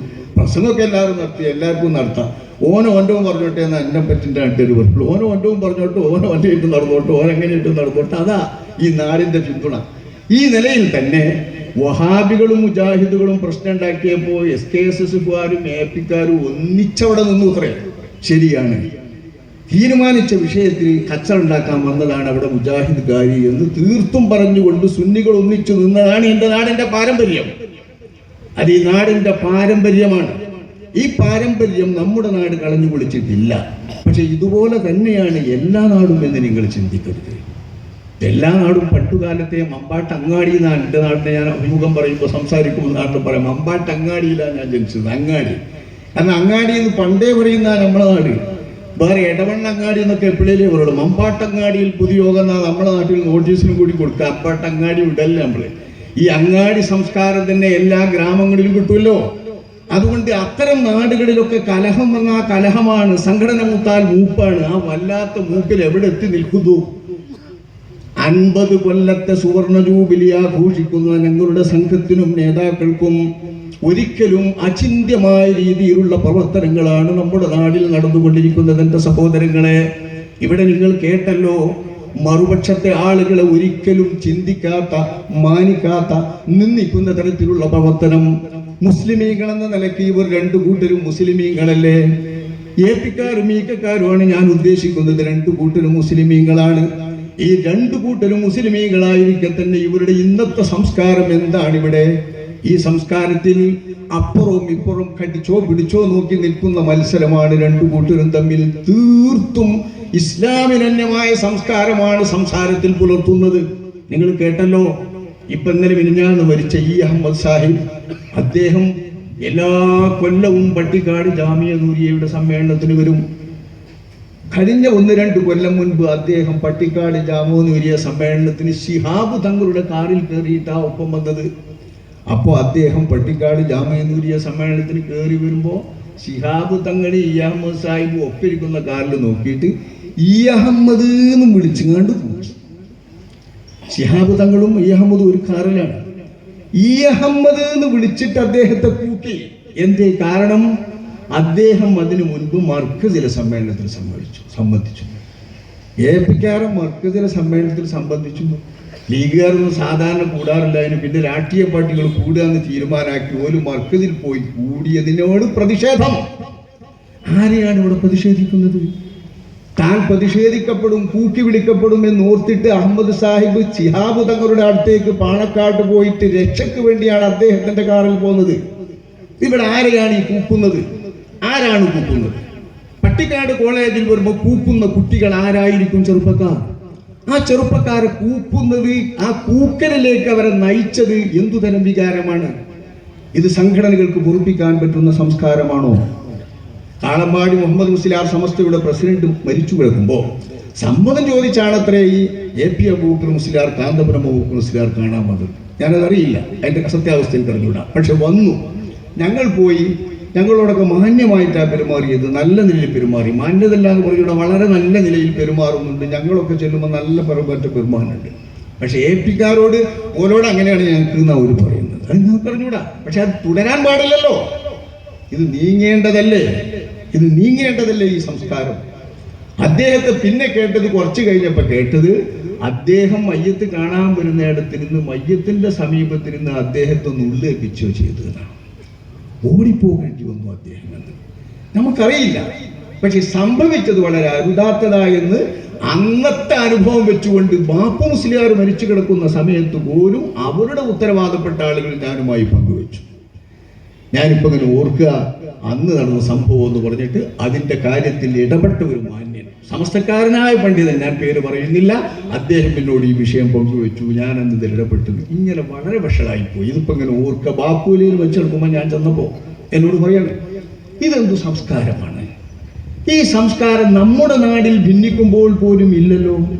നമ്മുടെ നാട്ടിൽ ഇതൊന്നും അറിയില്ല. കാരണം നമ്മുടെ നാട്ടിൽ അങ്ങനെയൊക്കെ ആണെങ്കിലും ഒരു സംഘടന ലൈന് ഉരുത്തിരിഞ്ഞു വരുന്നുണ്ട്. നിങ്ങൾ കാണണം. പുത്തമ്പള്ളി എന്ന പള്ളിയോ നമ്മളെ ബല്ലള്ളി എന്ന് പറഞ്ഞ പള്ളിയോ, 2 പള്ളിയും സമസ്തയുടെ പള്ളിയല്ല. സമസ്ത ഉണ്ടാകുന്നതിന് മുൻപുണ്ട് ബല്ലള്ളി. പുത്തമ്പള്ളി ഉണ്ടായത് പള്ളി ഏതായാലും എൻ്റെ മുമ്പുണ്ടെന്ന് ഉറപ്പാ. ജുമാ തുടങ്ങിയത് പിന്നെ ഒരു കാലത്താണ്. സമസ്ത എന്നുണ്ടോ എന്ന് എനിക്ക് അത്ര അറിഞ്ഞൂടാ. ഏതായാലും പുത്തമ്പള്ളിയിലും അതില്ല. സമസ്ത എന്നുള്ള ലെവലിലാർന്നതിന്. കാരണം ഇവിടെ നമുക്കറിയാലോ, ബഷീർ മൊയ്ലേര് അദ്ദേഹത്തിന്റെ ദർസിൽ കുറച്ച് ഞാൻ പഠിച്ചിട്ടുണ്ട്. അദ്ദേഹത്തിന്റെ കുതുബയും അദ്ദേഹത്തിന്റെ വഴതിന്റെയും ആ വഴതിൽ നിരവൊക്കെ പറയുമ്പോഴുള്ള കരച്ചിലൊക്കെ എന്താ നമ്മളെ ബഷീർ മൊയ്ലേരെ നമ്മളൊന്ന് ആലോചിച്ച് നോക്കാണ്. ആ ബഷീർ മൊയ്ലേർ ഫുതുവ പരിഭാഷപ്പെടുത്തുന്നു എന്ന പേരിൽ അദ്ദേഹത്തിന്റെ ആ ഫുതുവ പരിഭാഷ അംഗീകരിക്കുന്നവരായിരുന്നില്ല സമസ്തക്കാർ. അതുകൊണ്ട് തന്നെ അദ്ദേഹത്തിന്റെ ഈ പള്ളി സമസ്തന്റെ പള്ളി എന്ന് പറയാൻ പറ്റില്ല. ഈ അടുത്ത കാലം വരേക്കും അങ്ങനെയല്ലേ നടന്നിരുന്നത്. ഇപ്പൊ അതിൽ നിന്ന് മാറ്റം വന്നു. നല്ല തന്നെയാണ്. പരിഭാഷയേക്കാൾ മുന്തിയത് അറബിയിൽ തന്നെ ഒത്തുപോകുന്ന രീതി തന്നെയാണെന്ന് ഉലമാക്കളൊക്കെ പറഞ്ഞിട്ടുണ്ട്. നല്ല രീതി തന്നെയാണ്. പ്രസംഗം വേണമെങ്കിൽ പിന്നെ ആവാലോ, മുമ്പ് ആവാലോ, ഒക്കെ ആവാലോ. ഇതേ രീതിയല്ല ഏറ്റവും നല്ലത്. മിമ്പറിന്ന് ഒഴിവാക്കുക. ശരി, എന്നാലും നടന്നു എന്ന് കരുതിയിട്ട് അത് ബാക്കിലൊന്നും അല്ല. അങ്ങനെയുള്ള ആ പരിഭാഷയുടെ കാലം തൊട്ടേ നമ്മുടെ നാട്ടിലെ പള്ളി സമസ്ത എന്ന് പറയുന്ന രീതിയിലല്ലല്ലോ. എല്ലാവരെയും ഉൾക്കൊണ്ടിരുന്നു. എല്ലാ കൂട്ടരും ഉണ്ടായിരുന്നു. എല്ലാ വിഭാഗവും ഉണ്ടായിരുന്നു. വിവിധ രാഷ്ട്രീയക്കാരുണ്ടായിരുന്നു. ഇപ്പോ പള്ളിയുടെ രംഗത്തു തന്നെ ഒരു വിഭാഗം സംഘടനയുടെ ആളുകൾ തന്നെ ആയിരിക്കണം ഭാരവാഹികൾ എന്ന് തീരുമാനിക്കുന്നിടത്തേക്ക് വരെ പോകുന്നുണ്ടോ എന്ന് നിങ്ങൾ തിരിച്ചറിയണം. എനിക്കറിഞ്ഞൂടാ. നിങ്ങളത് ആലോചിക്കണം. നാട്ടിലെ സ്ഥിതിഗതികൾ എങ്ങനെ ഇല്ലെങ്കിൽ, ഈ നാട്ടിലില്ലെങ്കിലും പല നാടുകളിലും അങ്ങനെയാണ്. നിങ്ങളിത് ആലോചിക്കണം. പണ്ട് പള്ളിയിലെ കാരണവന്മാരും നാടന്മാരും കൂടി നടത്തിയിരുന്ന കമ്മിറ്റിക്ക് പകരം ഇപ്പോൾ ഒരു സംഘടനയുടെ സ്പിരിറ്റുള്ള ആളുകൾ മാത്രം കാര്യങ്ങൾ കൈയാളുക, അവർക്ക് മാത്രം ഉചിതമായ രീതിയിൽ കൈയാളുക എന്ന പരുവത്തിലേക്ക് നമ്മുടെ വിദ്യാർത്ഥി സംഘടനകളെ ഒരുക്കപ്പെട്ടിട്ടുണ്ട്. ഇതുകൊണ്ട് സമസ്ത തന്നെ ഇപ്പോൾ വലഞ്ഞിട്ടുണ്ട്. എത്രത്തോളം? സുന്നി യുവജന സംഘത്തിന്റെ തെരഞ്ഞെടുപ്പിൽ SKSSF ഇടപെടുകയാണ്. ജമിയത്തുലമയുടെ മുഷാവറ മെമ്പർമാരോ പണ്ഡിതന്മാരോ ഇപ്പോൾ പ്രസിഡന്റ് മരണപ്പെട്ടു. ഇങ്ങനെ ഓരോ തെരഞ്ഞെടുപ്പ് വരുമ്പോഴും SKSSF ഇടപെടാണ്. അവരുടെ കൂടി അഭിമതം പറഞ്ഞ് താല്പര്യമുള്ളവരെ മാത്രം ആക്കിയില്ലെങ്കിൽ ഞങ്ങൾ നോക്കും എന്ന നിലയിലാണ് SKSSF. SKSSF ആരാ? വിദ്യാർത്ഥി സംഘടന. ജംഇയ്യത്തുൽ ഉലമ, താഴെ വിദ്യാഭ്യാസ ബോർഡ്, താഴെ സുന്നി യുവജന സംഘം, ഈ സംവിധാനങ്ങളെല്ലാം ഉള്ള ഒരു സംഘടനയുടെ വിദ്യാർത്ഥി ഫെഡറേഷനാണ് SKSSF. ആധികാരികമായി സമസ്തയ്ക്ക് വേണ്ടി വെല്ലുവിളിക്കുന്നതും പറയുന്നതും ഇപ്പൊ SKSSF ആണ്. എങ്ങനെ സാധിക്കുന്നത്? ഉലമാക്കളുടെ പേരിൽ എങ്ങനെ വിദ്യാർത്ഥി സംഘടനന്റെ ആളുകൾക്ക് വെല്ലുവിളിക്കാൻ സാധിക്കും? അത് നമ്മൾ ചിന്തിക്കണ്ടേ? അപ്പൊ എവിടെയാണ് ഈ വാല് വളരുന്നത്? മുരടിനേക്കാളും തണ്ടിനേക്കാളും കൊമ്പ് എവിടേക്കാണ് ഉയർന്നു പോകുന്നത്? ഇത് വിദ്യാർത്ഥി സംഘടന വരുന്ന കാലത്തെ എൻ്റെ അഭി വന്ന ഷേഖുന താജുലുലമയെ പോലുള്ള ആളുകൾ വ്യക്തമാക്കിയതാണ്. അതിപ്പോ സംഭവിച്ചുകൊണ്ടിരിക്കുന്നു. ഈ സംഭവം കൊണ്ട് മതിയാക്കായിരുന്നു. കുറച്ചൊക്കെ മൂത്താഞ്ഞോല് വലുതാവുമല്ലോ, പിന്നെ വലിയവനെ ആവുമല്ലോ എന്ന് വിചാരിക്കുക. ഇപ്പൊ അതല്ല. ഇപ്പൊ നിങ്ങൾ നമ്മുടെ നാട്ടിലെ സമസ്ത അംഗീകരിച്ച മദ്രസകളിൽ ഒരു കൊല്ലത്തേക്ക് പരീക്ഷാ ഫീസ് ഒന്നായിട്ട് മേടിക്കുകയാണ്. ഒരു കൊല്ലത്തേക്ക്, റമദാൻ കഴിഞ്ഞ ഉടനെ. നിങ്ങൾ ചിന്തിക്കണം. നിങ്ങളൊക്കെ മദ്രസയിൽ കുട്ടികൾ പഠിപ്പിക്കുന്നുണ്ടല്ലോ, എല്ലാ രക്ഷിതാക്കൾക്കും ഇതറിയാം. പക്ഷെ നമ്മൾ ഇതൊന്നും തിരിച്ചറിയുന്നില്ല. തിരിച്ചറിയുന്ന എന്താണ്? ഇവിടെ പറയപ്പെട്ടതുപോലെ 80% ഒരു മഹല്ലിലെ മുസ്ലിമീങ്ങൾ സംഘടനാബോധമുള്ളവരോ സ്പിരിറ്റ് ഉള്ളവരോ അല്ല. അവരെ പിന്നെ സംഘടനക്കാരാക്കി മാറ്റപ്പെടുകയാണ്. മദ്രസതാണ്, പള്ളിതാണ് എന്നും പറഞ്ഞിട്ട് ആക്കപ്പെടുകയാണ്. സംഘടനാ സ്പിരിറ്റ് ഇല്ല. നമ്മുടെ നാട്ടിലെ സ്പിരിറ്റ് ഇപ്പൊ നമുക്കറിയാലോ, തന്നെ എല്ലാ നാടിനും ശരി സ്ഥിതി. ഈ ശരാശരി സ്ഥിതിക്കുള്ള ആളുകളുടെ മക്കളിൽ നിന്ന് വരെ ഈടാക്കുന്ന പരീക്ഷാ ഫീസിന്റെ അകത്ത് നമ്മളെ 1ാം ക്ലാസ് പഠിക്കുന്ന കുട്ടിക്കടക്കം SBV എന്ന് പറയുന്ന ബാലസംഘത്തിന്റെ മെമ്പർഷിപ്പിന്റെ ഫീസ് കൂടി അതിൽ ഉൾക്കൊള്ളിക്കപ്പെട്ടിട്ടുണ്ട്. SBV സുന്നി ബാല SBV എന്നല്ല, SBV എന്നത്. മറ്റേ SBS ഉണ്ട്. അതിന്റെ എങ്ങനെ ബോധത്തോടെ നിങ്ങൾക്ക് അറിഞ്ഞൂടെ? ഞങ്ങളിപ്പോ ഇത് നല്ലോണം പഠിച്ചിട്ടുണ്ട്. കാരണം ഇവരെ വേറെ ശ്രദ്ധിക്കേണ്ടതുണ്ട്. അതുകൊണ്ടാണ് ഏപ്പിക്കാരയിൽ അങ്ങനെ നടന്നാൽ അത്ര വലിയ ദൂഷ്യം വരാനില്ല. ഇവരിതാണ് 10,000-ഓളം മദ്രസ. കേരളം ഒട്ടാകെ ഞങ്ങളുടേതാന്ന് പറയുന്നത് ഏറെക്കുറെ ശരിയാണ്. എങ്ങനെ ഞങ്ങളുടേതല്ല, ഞങ്ങളുടേതാക്കപ്പെടുകയാണ്. നിങ്ങൾ എന്നെ കമ്മ്യൂണിസ്റ്റ് ആക്കിയിട്ടുണ്ടെങ്കിൽ പണ്ട് നാട്ടുകാർ എന്ന മാതിരി നിങ്ങൾ എന്നെ സമസ്തയാക്കിയെന്ന് നാട്ടുകാർ പറയേണ്ടി വരികയാണ് ഓരോരുത്തരും. നിങ്ങൾ എന്നെ സമസ്തയാക്കി, എന്താ വിഷയം? അങ്ങനെ സമസ്തയാക്കപ്പെട്ടിരിക്കുകയാണ് നാടുകളൊക്കെ. ഈ വലിയ നാടുകളിൽ വരുന്ന ഈ കുഴപ്പങ്ങൾ വലിയ സംഘടന ദൂഷിച്ചാൽ വളരെ മോശം വരൂലേ? ദോഷങ്ങളും മോശങ്ങളും ഒക്കെ കാത്തു സംരക്ഷിച്ചിരുന്നവരാണ് സമസ്തക്കാർ. അന്നൊരു സംസ്കാരമുണ്ടായിരുന്നു. പണ്ട് നമ്മളിപ്പോൾ ഈ SSFനെ പറഞ്ഞിരുന്ന അതേ സംസാരം ഇപ്പൊ SSFനെ പറയണില്ല നാട്ടുകാർ. എന്താ കാരണം? SSF അതിൻ്റെ ആ പഴയ കാലത്ത് ആ പ്രവർത്തനത്തിന്റെ രീതി വളരെ മാറ്റി. കാലം പഠിച്ചു അവർ, ചുവരെഴുത്തുകൾ വായിച്ചു അവർ, തലമുറകൾ മാറിയതവർ മനസ്സിലാക്കി. ഏപ്പിക്കാർ കുറെ മാറി ഇല്ലേ? അനുഭവം നോക്കി, അനുഭവങ്ങളൊക്കെ ഒന്ന് തിരിച്ചു നോക്കി. നാട്ടിലെ അനുഭവങ്ങൾ ഏപ്പിക്കാരുടെ സംഘടനാ പ്രവർത്തനത്തിൽ സമൂലമായ പരിവർത്തനം വന്നിട്ടുണ്ട്. ജനകീയമായ പ്രവർത്തനങ്ങളാക്കി, സാന്ത്വന പ്രവർത്തനങ്ങളാക്കി, റിലീഫ് പ്രവർത്തനങ്ങളാക്കി, അത്തരം പ്രവർത്തനങ്ങൾക്ക് മുൻതൂക്കം നൽകി. എവിടെയും കച്ചറ എന്നറിയുന്ന ഒരു സ്വഭാവം അവരിൽ നിന്ന് മാറിപ്പോയിട്ടുണ്ട്. പണ്ട് നമുക്ക് പേടി അതേനു, കേട്ടാലപ്പോൾ കച്ചറ, ഒരു കച്ചറ സംഗതിയിൽ എങ്ങനെ വന്നാലും ഏപ്പിക്കാര് സ്വീകരിക്കുന്ന മഹലിൽ പോലും ഒരു സഖാഫിനെ ആക്കരുത് എന്നുള്ളൊരു നില ഉണ്ടായിരുന്നു. എന്തായാലും പേടിയേനോ, അതിനാലൊരു കച്ചറ വരുന്നിട്ട്. ഇപ്പം അത് മാറി. ഓലെ ശബ്ദം, ഓലെ ഒക്കെ ഒരു പ്രത്യേക രീതിയാണല്ലോ. അത് കേൾക്കുമ്പോൾ ഒരു രീതി ഉണ്ടായിരുന്നു. അവരുടെ പള്ളിയും പാടുമായിട്ട് ഓലെ കാര്യമായിട്ട് നോക്കി. നിങ്ങളിപ്പോൾ തന്നെ അമ്പാടം ചിന്തിച്ചു നോക്കി. ഞാനിതുവരെ കണ്ടിട്ടില്ല. ഇവിടെ അങ്ങാടിയിലുണ്ടായല്ലോ പോയപ്പിക്കാരുടെ പള്ളി. അത് ഓരോ മഹലുമായിട്ട് ഒരു നടക്കുകയാണ്. ഒരു കട്ടായി വില കൊടുത്ത് വാങ്ങിയിട്ട് ഓരോന്നുണ്ടാക്കിയാണ്ടൊക്കെ ഉണ്ടാക്കുന്ന സംഗതി. പുത്തമ്പള്ളി അങ്ങനെയല്ലല്ലോ. പുത്തമ്പള്ളി സമസ്തക്കാരുണ്ടാക്കിയതൊന്നുമല്ലല്ലോ. ഇത് പണ്ടക്കും പണ്ടിയുള്ള പള്ളിയല്ലേ. പക്ഷേ പിന്നെ അവിടെ ഭരിക്കുന്നതും നോക്കുന്നതും എങ്ങനെയാണ്? രജിസ്റ്റർ ചെയ്യപ്പെട്ട ഭരണഘടനയിൽ സമസ്ത കേരള ജമിയത്തുലമയൊക്കെ എങ്ങനെ പ്രവേശനം വന്നു? കുഴപ്പം വന്ന് പള്ളി പോകരുത് എന്ന് നാട്ടുകാർ വിചാരിക്കും. പള്ളി നിയമത്തിൻ്റെ മുമ്പിൽ ഇല്ലാതെ വരണമെങ്കിൽ എന്തെങ്കിലും ഒരു ബന്ധം വേണ്ടി വരുമല്ലോ. കുഴപ്പം വരുമ്പോൾ വഖഫ് ബോർഡിലാക്കാൻ, സൊസൈറ്റി രജിസ്റ്റർ ആക്ട് പ്രകാരം രജിസ്റ്റർ ചെയ്യാൻ, ഇതിനു വേണ്ടിയിട്ട് ഏതെങ്കിലും ഉത്തരവാദപ്പെട്ട സംഘടനയാക്കും. അത് പഴയ കാലത്ത് നിലവിലുള്ളത് നമ്മളെ മദ്രസൊക്കെ അങ്ങനെ. ഇപ്പം നമ്മളെ മുഹിമ്മാത്തുൽ ഇസ്ലാം, ഞാനൊക്കെ പഠിച്ച മദ്രസ, ആ മദ്രസ 500 ചില്ലാനോ 600 ചില്ലാനത്തിൻ്റെ അംഗീകരണ നമ്പറാണ്. അത്ര കാലം മുതൽ സമസ്ത അംഗീകരിച്ച മദ്രസയാണ്. ഇപ്പോഴും സമസ്ത അംഗീകരിച്ച മദ്രസയാണ്. പക്ഷെ വല്യള്ളിന്റെ കീഴിൽ നടന്നു വരുന്ന മുഹിമ്മാത്തുൽ ഇസ്ലാം മദ്രസയിൽ ആരെങ്കിലും സമസ്തക്കാർ കണ്ണൂരുണ്ടോ? സമസ്ത തീവ്രവാദികൾ ആരെങ്കിലും ആ പള്ളി മദ്രസ നടത്തുന്നവരുണ്ടോ? ഇല്ല. നമുക്കറിയാം. എന്നാലും സമസ്തയുടെ മദ്രസയാണ്, വിദ്യാഭ്യാസ ബോർഡ് സമസ്തയുടേതാണ്. നമ്മുടെ നാട് വെച്ച് ഞാൻ സംസാരിക്കുകയാണ്. ഇത് തന്നെയാണ് അനേക നാടുകളിലെയും സ്ഥിതി. പൊതുവേ പരമ്പരാഗതമായി നടന്നു വരുന്ന വിദ്യാഭ്യാസ ബോർഡിന്റെ ശിഷ്ടത്തിൽ ഉയർന്നു പോകുന്ന മഹല്ലും മദ്രസകളും എല്ലാ വിഭാഗം മുസ്ലിമീങ്ങളെ എല്ലാവരും ഒന്നിച്ചു വേണം. മഹല്ലിന്റെ അടിസ്ഥാനമാവുമ്പോൾ അങ്ങനെയാ. സുന്നി മാത്രം പോരല്ലോ. ചിലപ്പോ സുന്നി മഹല്ലായിട്ട് വരുന്നുണ്ടെങ്കിൽ സുന്നി ആശയങ്ങൾ സംരക്ഷിക്കപ്പെടണം, ശരിയാണ്. ബിദ്അത്തിന്റെ ആശയങ്ങൾ പറക്കാൻ പാടില്ല, പ്രതിരോധിക്കണം, ശരിയാണ്. പക്ഷെ അതോടൊപ്പം എല്ലാവരെയും മഹല്ലിൻ്റെതായ അവകാശങ്ങളിൽ പങ്കാളികളാക്കണമല്ലോ. അങ്ങനെ പങ്കാളികളാക്കി നടത്തേണ്ടതായ മഹല്ലിന്റെ അത്തരം കാര്യങ്ങൾക്ക് വിപുലമായ സാധ്യതകളാണ് ഇപ്പോൾ വരുന്നത്. നിങ്ങൾക്കറിയാം, നമ്മുടെ നാട്ടിൽ ഒരു ചെറുക്കന് പെണ്ണ് കിട്ടണമെങ്കിൽ ആ ചെറുക്കൻ കുഴപ്പമുണ്ടാക്കാത്ത ആളാണ്, മഹല്ലിന്റെ കീഴിൽ ജീവിക്കുന്ന ആളാണ്, പരിസരം കടക്ക് ജീവിക്കുന്ന ആളാണ്. ഇങ്ങനെ 100,000 കാര്യം ചോദിച്ച സാധനത്തിൽ ഒപ്പിട്ട് കൊടുക്കണം. അതും വലുതാക്കി മഹല്ല് പ്രദേശം എന്ന് പറഞ്ഞ മഹല്ലുകളൊക്കെ ഇങ്ങോട്ട് കോടീകരിക്കുകയാണ്. മദ്രസകളെ കോടീകരിച്ചതുപോലെ മഹല്ലുകളിൽ ഒപ്പിച്ചിട്ട് കോർത്ത് നിൽക്കുകയാണ്. എന്നിട്ട് ഓല് കൈമാറുന്ന കടലാസ് അങ്ങോട്ടും ഇങ്ങോട്ടും കടലാസ് കൈമാറിയാലേ കല്യാണം പറ്റുള്ളൂ. രണ്ടാം കെട്ടുകാരൊക്കെ മുടുങ്ങിപ്പോയി. അതൊക്കെ ശരിന്റെ കുറേയൊക്കെ നേട്ടങ്ങൾ ഉണ്ടായിട്ടുണ്ടെങ്കിലും കോട്ടുണ്ട്, ഒരുപാട് കോട്ടുണ്ട്. നിറച്ചു വെക്കേണ്ട നിക്കാഹി കാദ്യമാർക്ക് കഴിച്ചു കൊടുക്കാൻ പറ്റാത്ത സ്ഥിതിവിശേഷം ഉണ്ട്. എഴുത്ത് കിട്ടണം മഹലിൽ നിന്ന് പറയുമ്പോൾ. ഇന്നിപ്പോൾ ഒരു നിക്കാഹിൽ ഞാൻ കുടുക്കി നിൽക്കുകയാണ്, മഹലിൽ നിന്ന് നടക്കാന്ന് പറഞ്ഞു നോക്കുമ്പോൾ കഴിയൂല. പക്ഷെ ഒരു പെണ്ണ് വന്നിട്ട് എന്നെ കെട്ടിച്ച് തന്നെ എൻ്റെ മുജാപ്പളിനെ കൊണ്ട് തന്നെ കാളിയർക്ക് നിവൃത്തിയില്ല, കെട്ടിച്ചു കൊടുക്കണം. കാളിയറ നിയമത അത് അംഗീകരിച്ചാലും ഞങ്ങൾക്കത് ചെയ്തേ പറ്റുള്ളൂ. കാളിയറാണെങ്കിൽ കാളിയരുടെ കൂടി രക്ഷിതാവ്, കാളിയർ ആ പെണ്ണിന്റെ കൂടി രക്ഷിതാവല്ലേ. ആ പെണ്ണിന് കൈക്കാരനില്ലെങ്കിൽ ആരാ നിക്കാഹി ചെയ്ത് കൊടുക്കാൻ അധികാരപ്പെട്ടത്? ശറഅ് നിശ്ചയിച്ചത് കാളിയരെയാണ്. കാളിയർ സമ്മതം ചോദിച്ചിട്ട് കൈ കൊടുത്തിട്ട് കെട്ടിച്ചു കൊടുക്കണം പെണ്ണിനെ. ആ അധികാരമുള്ള കാളിക്ക് രണ്ടാം കെട്ടാണോ മൂന്നാം കെട്ടാണോ നോക്കാൻ കഴിയില്ല.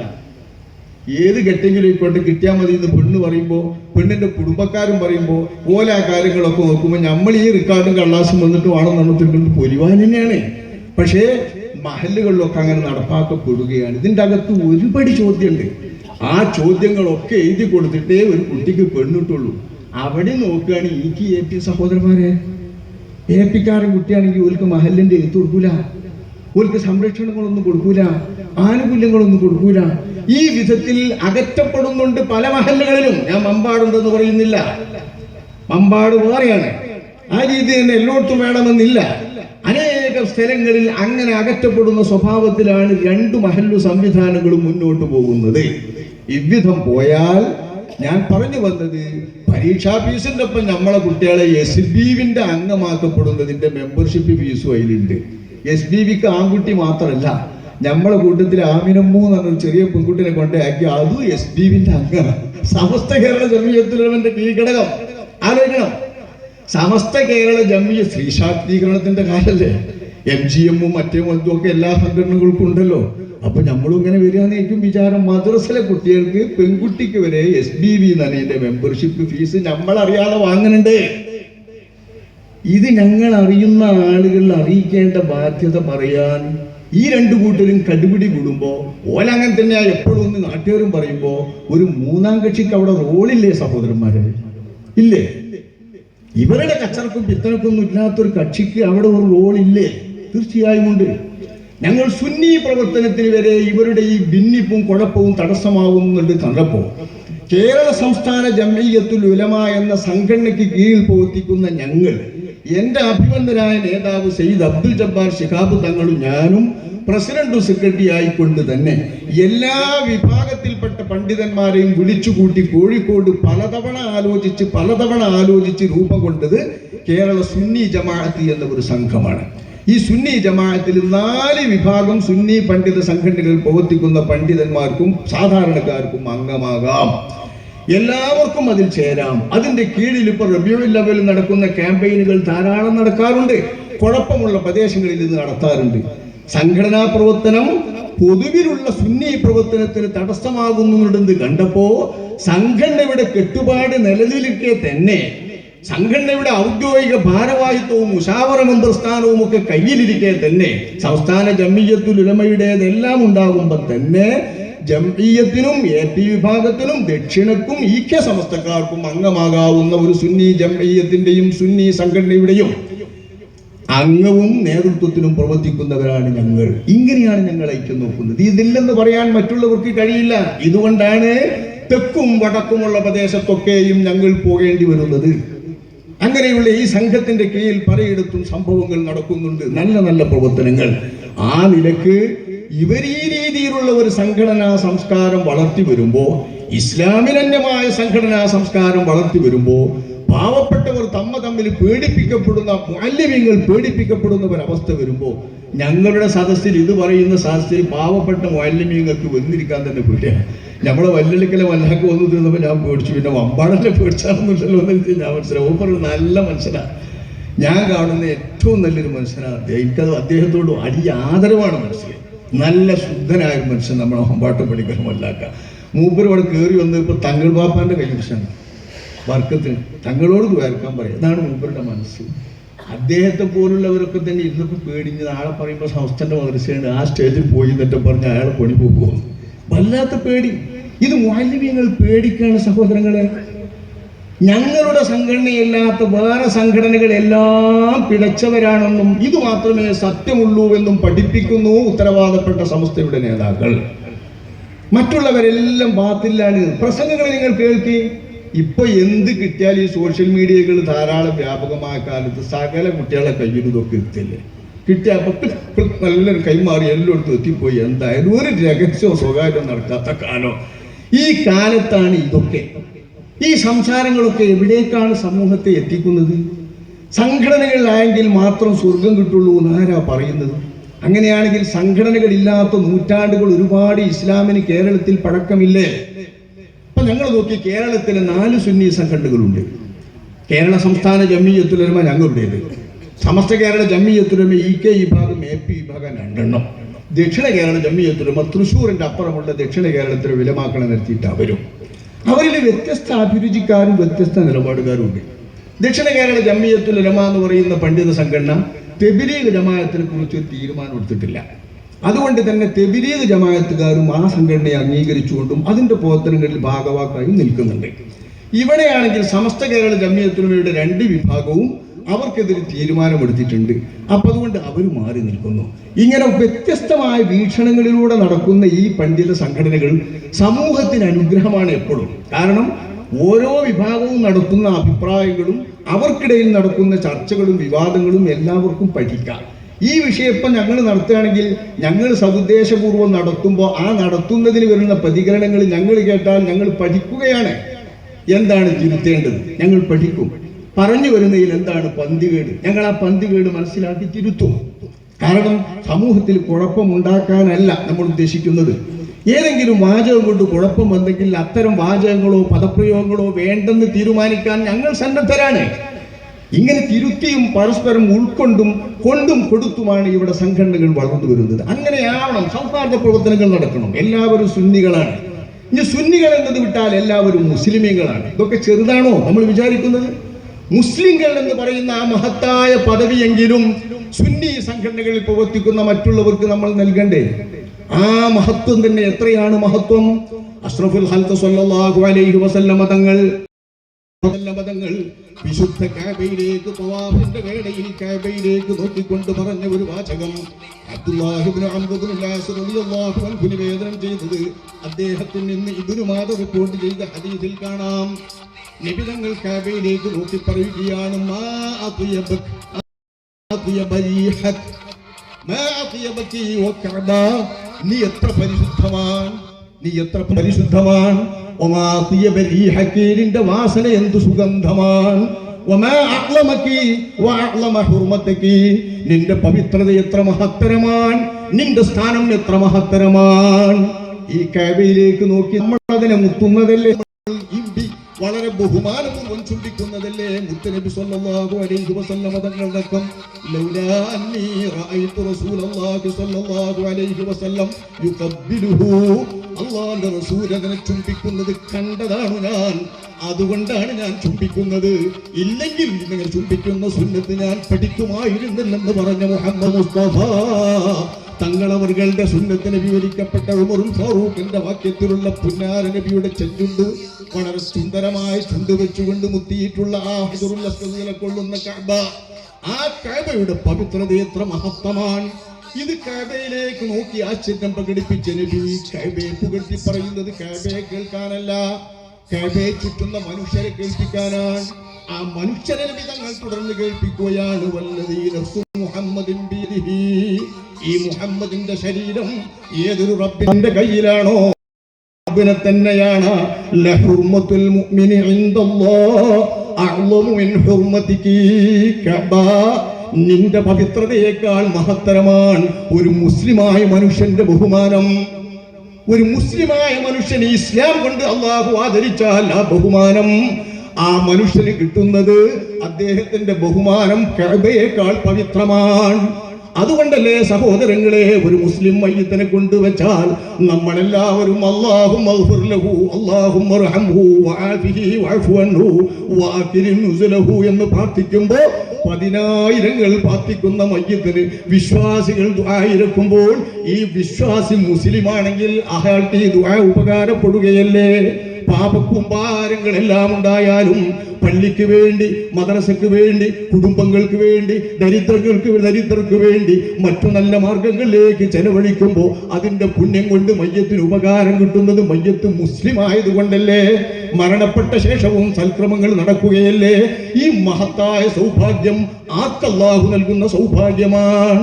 والذين جاءوا من بعدهم يقولون ربنا اغفر لنا ولإخواننا الذين سبقونا بالإيمان ولا تجعل في قلوبنا غلا للذين آمنوا ربنا إنك رؤوف رحيم. ഇത് നമ്മളെല്ലാ വെള്ളിയാഴ്ചയും പള്ളി മിമ്പറിൽ നിന്ന് ഖതീബ് ഇറങ്ങുന്നതിന് തൊട്ട് മുൻപ് കേൾക്കുന്ന ദുആയല്ലേ? ഒന്ന് ഓർത്തു നോക്കൂ. റബ്ബന ഉഗ്ഫിർ ലനാ ദുനൂബനാ റബ്ബന ഉഗ്ഫിർ ലനാ വലിഇഖ്വാനിന അല്ലദീന സബഖൂനാ എന്ന ഈ ദുആ കഴിഞ്ഞിട്ട് ആ ഖതീബ് മിമ്പറിൽ നിന്ന് ഇറങ്ങുക. പിന്നെ ഇന്നല്ലാഹ യഅ്മുറു ബിൽ അദ്ൽ എന്ന ആയത്തേ കേൾക്കുള്ളൂ. എന്താണ് ഈ ദുആയുടെ അർത്ഥം?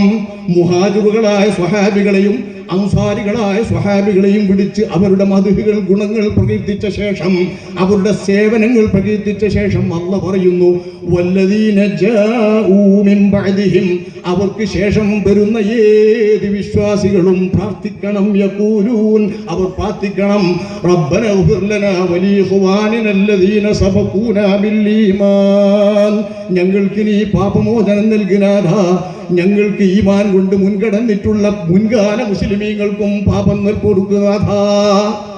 ഇത് ഞങ്ങൾ പ്രാർത്ഥിക്കുമ്പോ മുസ്ലിമീങ്ങളായ ഈമാൻ കൊണ്ട് മുൻകടന്ന എല്ലാവർക്കും വേണ്ടി പ്രാർത്ഥിക്കുന്ന പ്രാർത്ഥന കഴിഞ്ഞ കാലത്തെ മുസ്ലിമീങ്ങൾക്ക് മുഴുവൻ നമ്മൾ ഇന്നും ദുആ ചെയ്യുകയല്ലേ?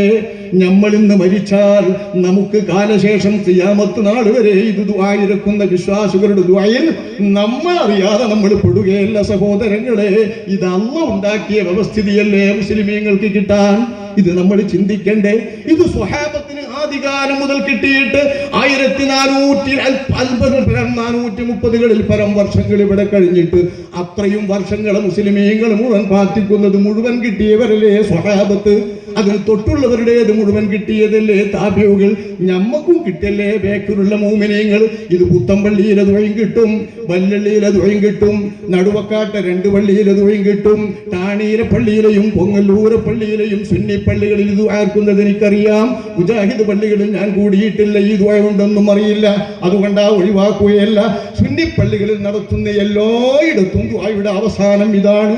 ഈ ദുആയിൽ നമ്മൾക്കെല്ലാവർക്കും ചെലവില്ലാതെ പങ്ക് കിട്ടുന്നത് നമ്മൾ മുസ്ലിമീങ്ങളായതുകൊണ്ടാ. മുസ്ലിം അല്ലാത്തവരാൾക്ക് ഈ ദുആയുടെ പങ്കില്ല. വിശുദ്ധ ഹറം ഷരീഫിന്റെ മണ്ണിൽ നിന്ന് മുസ്ലിം ഉമ്മത്തിന് വേണ്ടി പ്രാർത്ഥിക്കുന്ന എല്ലാ ഭക്തന്മാരുടെ പ്രാർത്ഥനയും മുസ്ലിം എന്ന സമൂഹത്തിൽപ്പെട്ട എല്ലാവർക്കും അല്ലാഹുവിന്റെ ഉദ്ദേശപ്രകാരം ലഭിക്കുകയാണ്. ഈ മഹത്തായ സൗഭാഗ്യം അല്ലാഹു നൽകിയിട്ടുള്ള മുസ്ലിം എന്ന സ്ഥാനം ചെറുതാണോ? ഒരു മുസ്ലിമിനെ ഭയപ്പെടുത്തുന്നത് എത്ര വലിയ സംഗതിയായിട്ട് ആ വിശുദ്ധ ഖുർആനും അല്ലാഹുവിന്റെ റസൂലും വിവരിക്കുന്നത് കാണാം. മഹാനായ അബുൽ ഹസൻ അഖബിയുമാണ്, ബദരിയുമാണ്. ബദറിൽ പങ്കെടുത്ത സ്വഹാബിയാണ്. അഖബയിൽ വെച്ച് നബിയുടെ കൈപിടിച്ച് മുസാഫഹത്ത് ചെയ്ത് ബൈഅത്ത് ചെയ്ത സ്വഹാബിയാണ്. അൻസാരികളിൽപ്പെട്ട ആ രണ്ട് മഹത്വമുള്ള അദ്ദേഹം പറയുന്നു, ഞങ്ങൾ നബിയുടെ ചുറ്റുഭാഗം ഇരിക്കുകയാണ്. ഫഖാമ റജുലുൻ, അപ്പൊ ഞങ്ങളുടെ ഇടയിൽ നിന്നൊരാൾ എഴുന്നേറ്റു. അദ്ദേഹം പോകുമ്പോൾ രണ്ട് ചെരുപ്പ് അദ്ദേഹം മറന്നുപോയി, ധൃതിയിൽ അങ്ങ് നടന്നുപോയി. അപ്പൊ അവിടെ ഇരിക്കുന്ന കൂട്ടത്തിൽപ്പെട്ട ഒരാൾ അതെടുത്തു. അയാൾ അയാളുടെ ശന്തിന്റെ ചോട്ടിൽ ഇത് വെച്ചു. അയാൾ ഇരിക്കുന്നതിന്റെ ചോട്ടിൽ ഈ ചെരുപ്പ് വെച്ചു. സാധാരണ കളിപ്പിക്കാൻ നമ്മൾ ചെരുപ്പെടുത്തോലോ ആരുടേതും. അങ്ങനെ ഇയാൾ ചെയ്തു. ഇദ്ദേഹം മടങ്ങി വന്ന് നോക്കി, ചെരുപ്പ് വെച്ചെടുത്ത് നോക്കുമ്പോ ചെരുപ്പ് കാണാനില്ല. നലയ്യ നലയ്യ, എന്റെ രണ്ട് ചെരുപ്പ് കാണാനില്ല, ചെരുപ്പ് കാണാനില്ല എന്ന് ഇദ്ദേഹം വിളിച്ചു പറഞ്ഞു. ആരും പറഞ്ഞു മാറഅയ്നാഹുമാ, ഞങ്ങൾ കണ്ടിട്ടില്ല എന്നെല്ലാരും പറഞ്ഞു. ഇടുത്തച്ചാൾക്കപ്പം മനസ്സിലായി ഇയാള് പഠിക്കണ്ടേ, പഠിച്ചിക്കണ്, ഇനി മേലാരിത് വെച്ചു പോകരുത് എന്നായിരിക്കും ചിലപ്പോൾ അയാൾ വിചാരിച്ചിരിക്കുക. ഏതായാലും അദ്ദേഹം പറഞ്ഞു ഹുവദി, ചെരുപ്പ്. ഇതാ ചെരുപ്പ് എന്ന് പറഞ്ഞപ്പോ അയാൾക്ക് ആശ്വാസം വന്നുള്ളൂ. അള്ളാന്റെ റസൂൽ ഇതൊക്കെ കണ്ടിരിക്കുക. തങ്ങൾ ചോദിച്ചു, ആശ്വാസത്തോടു കൂടെ അയാൾക്ക് കൊടുത്തപ്പോ തങ്ങൾ ചോദിച്ചു, ഫക്കൈഫ ബിറൗഅത്തിൽ മുഅ്മിൻ, മൂമിനായ മനുഷ്യൻ ചെരുപ്പ് കാണാതെ വന്നപ്പോ ഈ മിനിറ്റുകൾ അല്പം പരിഭ്രമിച്ചില്ലടോ, പേടിച്ചില്ലേ? ഈ പേടിച്ചത് നീ എവിടെ കൊണ്ടുവെക്കും? അയാളെ നീ പേടിപ്പിച്ചില്ലേ? നീ മൂലം അയാൾ ഭയപ്പെട്ടു പോയില്ലേ? ഇത് നീ എവിടെ കൊണ്ടുവെക്കുമെന്ന് അദ്ദേഹം ചോദിക്കുമ്പോ, യാ റസൂലല്ലാഹ് ഇന്നമാ സ്വലഅതുഹു ലഅബ, ഞാൻ കളിച്ച് തമാശക്ക് വെച്ചതാ. ഇയാൾ പറഞ്ഞു, തമാശക്ക് വെച്ചതാ, അല്ലാഹുവിന്റെ റസൂൽ വിട്ടില്ല. ഫക്കൈഫ ബിറൗഅത്തിൽ മുഅ്മിൻ, ഫക്കൈഫ ബിറൗഅത്തിൽ മുഅ്മിൻ, ഫക്കൈഫ ബിറൗഅത്തിൽ മുഅ്മിൻ. നിന്റെ തമാശയാകട്ടെടോ, ഈ വിശ്വാസി ഭയന്നില്ലേ, പേടിച്ചില്ലേ? ഈ ഭയം നീ എന്തു ചെയ്യും എന്ന് അല്ലാഹുവിന്റെ റസൂൽ ചോദിച്ചു. മഹാനായ ഉസാമത്ത് ഇബ്നു സയ്യിദ് റളിയല്ലാഹു തആല അൻഹു തങ്ങളെ പറഞ്ഞു, അദ്ദേഹം ഒരു യുദ്ധത്തിൽ അദ്ദേഹത്തെ വെട്ടി, മുശ്രിക്കീങ്ങളിൽപ്പെട്ടവരാണ്. അദ്ദേഹത്തെ വെട്ടിയിട്ട് അയാൾ പിന്നെ അപ്പുറം നിന്നിട്ട് ഒരു വൃക്ഷമുണ്ടായിരുന്നു അപ്പുറത്ത്, ആ വൃക്ഷത്തിന്റെ അപ്പുറത്ത് മാറി നിന്നിട്ട് ഇയാൾ ആഞ്ഞു വെട്ടാണ്ട് ഓങ്ങിയിട്ട് ഇപ്പൊ തട്ടുന്ന് കണ്ടപ്പോ അയാൾ അശ്ഹദു അല്ലാ ഇലാഹ ഇല്ലല്ലാഹ് വ അശ്ഹദു അന്ന മുഹമ്മദുർ റസൂലുള്ളാഹ് എന്ന് മുശ്രിക്ക് ഷഹാദത്ത് കലിമ ചൊല്ലി. ഉസാമ തൊട്ടാക്കിയല്ലേ, ഇന്നെ കളിപ്പിക്കാൻ വേണ്ടിയിട്ടുള്ള ഷഹാദത്ത് കലിമ എന്നിട്ട് ഒറ്റ വെട്ട്. സാഹചര്യത്തിലും ശരിയാ, ഇതങ്ങനത്തെ ഈമാനാന്ന് നമുക്കും തോന്നും. ഒറ്റ വെട്ട് അയാൾ കൊല്ലപ്പെട്ടു. സ്വഹാബികൾ തർക്കമായി. പലരും ഈ വിഷയം നബിയുടെ മുമ്പിലെത്തി. മഹാനവർകൾ യുദ്ധം കഴിഞ്ഞ് തിരിച്ചെത്തിയിട്ട് വിവരങ്ങൾ നൽകിക്കൊണ്ടിരിക്കുമ്പോൾ അല്ലാഹുവിന്റെ റസൂൽ ചോദിച്ചു, എന്താ നീ ഒരു മുസ്ലിമായ മനുഷ്യനെ ഷഹാദത്ത് കലിമ ചൊല്ലിയതിന്റെ ശേഷം കൊന്നു എന്ന് കേട്ടല്ലോ? അങ്ങനെ ഒന്നും ഉണ്ടാകില്ലെങ്കിൽ അയാൾ ഷഹാദത്ത് കലിമ വലിയത് വിശ്വസിച്ചല്ല. അദ്ദേഹം എന്നിൽ നിന്ന് കാക്കാൻ ലിവാദ, എന്നിൽ നിന്ന് കാവൽ കൊള്ളാൻ വേണ്ടിയിട്ട് വൃക്ഷത്തെ മാറി നിന്നിട്ട് ഞാൻ വെട്ടുമെന്ന് കണ്ടപ്പോ ആത്മരക്ഷാർത്ഥം മാത്രം ചൊല്ലിയതാണ്. അല്ലാഹുവിന്റെ റസൂൽ അപ്പം ചോദിച്ചു, ഫഹല്ല ശഖഖത ഖൽബ, അയാളുടെ കൽബിനെ പിളർന്നു നോക്കിയോടോ? അയാളുടെ കൽബിൽ വിശ്വാസമില്ലെന്ന് നീ പിളർന്നു നോക്കിയോ? നീ കണ്ടോ അയാളുടെ കൽബ് വിശ്വാസമില്ലെന്ന് പറയാൻ? നീ അയാളുടെ രക്തം എന്ത് ചെയ്യുമെന്ന് ചോദിച്ചപ്പോ റസൂലുള്ളാഹിന്റെ ചോദ്യത്തിന്റെ ഗൗരവവും ആവർത്തിച്ചുള്ള ചോദ്യവും കേട്ടപ്പോൾ ഉസാമത്ത് ഇബ്നു സയ്യിദ് എന്നവർ പറഞ്ഞു, ഞാൻ അന്ന് ഈ സംഭവത്തിന്റെ ശേഷം മുസ്ലിമായെങ്കിൽ എന്ന് കൊതിച്ചുപോയി. ആരാ?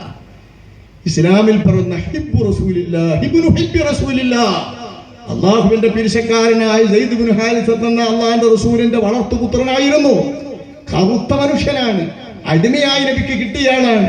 പക്ഷെ ഞാൻ എന്റെ മകനാക്കിയിരിക്കുന്നുവെന്ന് പ്രഖ്യാപിച്ച സയ്യിദ് ഇബ്നു ഹാരിസത്തിന് അല്ലാഹുവിന്റെ റസൂല് തന്നെ പോറ്റി വളർത്തിയിട്ടുള്ളതായ ഹാദനത്തായിരുന്ന ഉമ്മു ഐമൻ ബീവിയെ കെട്ടിച്ചു കൊടുത്തിട്ട് ആ തന്റെ പോറ്റുമ്മയിൽ നിന്ന് ജനിച്ച കുട്ടിയ ഉസാമത്ത് ഇബ്നു സയ്യിദ് റളിയല്ലാഹു അൻഹു. ആ ഉസാമത്ത് സയ്യിദിനെ ഹിബ്ബു റസൂലില്ലാഹ്, ഇബ്നു ഹിബ്ബി റസൂലില്ലാഹ്, അല്ലാഹുവിന്റെ റസൂലിന്റെ ഹിബ്ബായ സയ്യിദിന്റെ മകൻ, അല്ലാഹുവിന്റെ റസൂലിന്റെ ഹിബ്ബായ ഉസാമ എന്ന സ്വഹാബികൾ പറയാ. ആ ഹിബ്ബിനോടാ നബി ചോദിച്ചത്.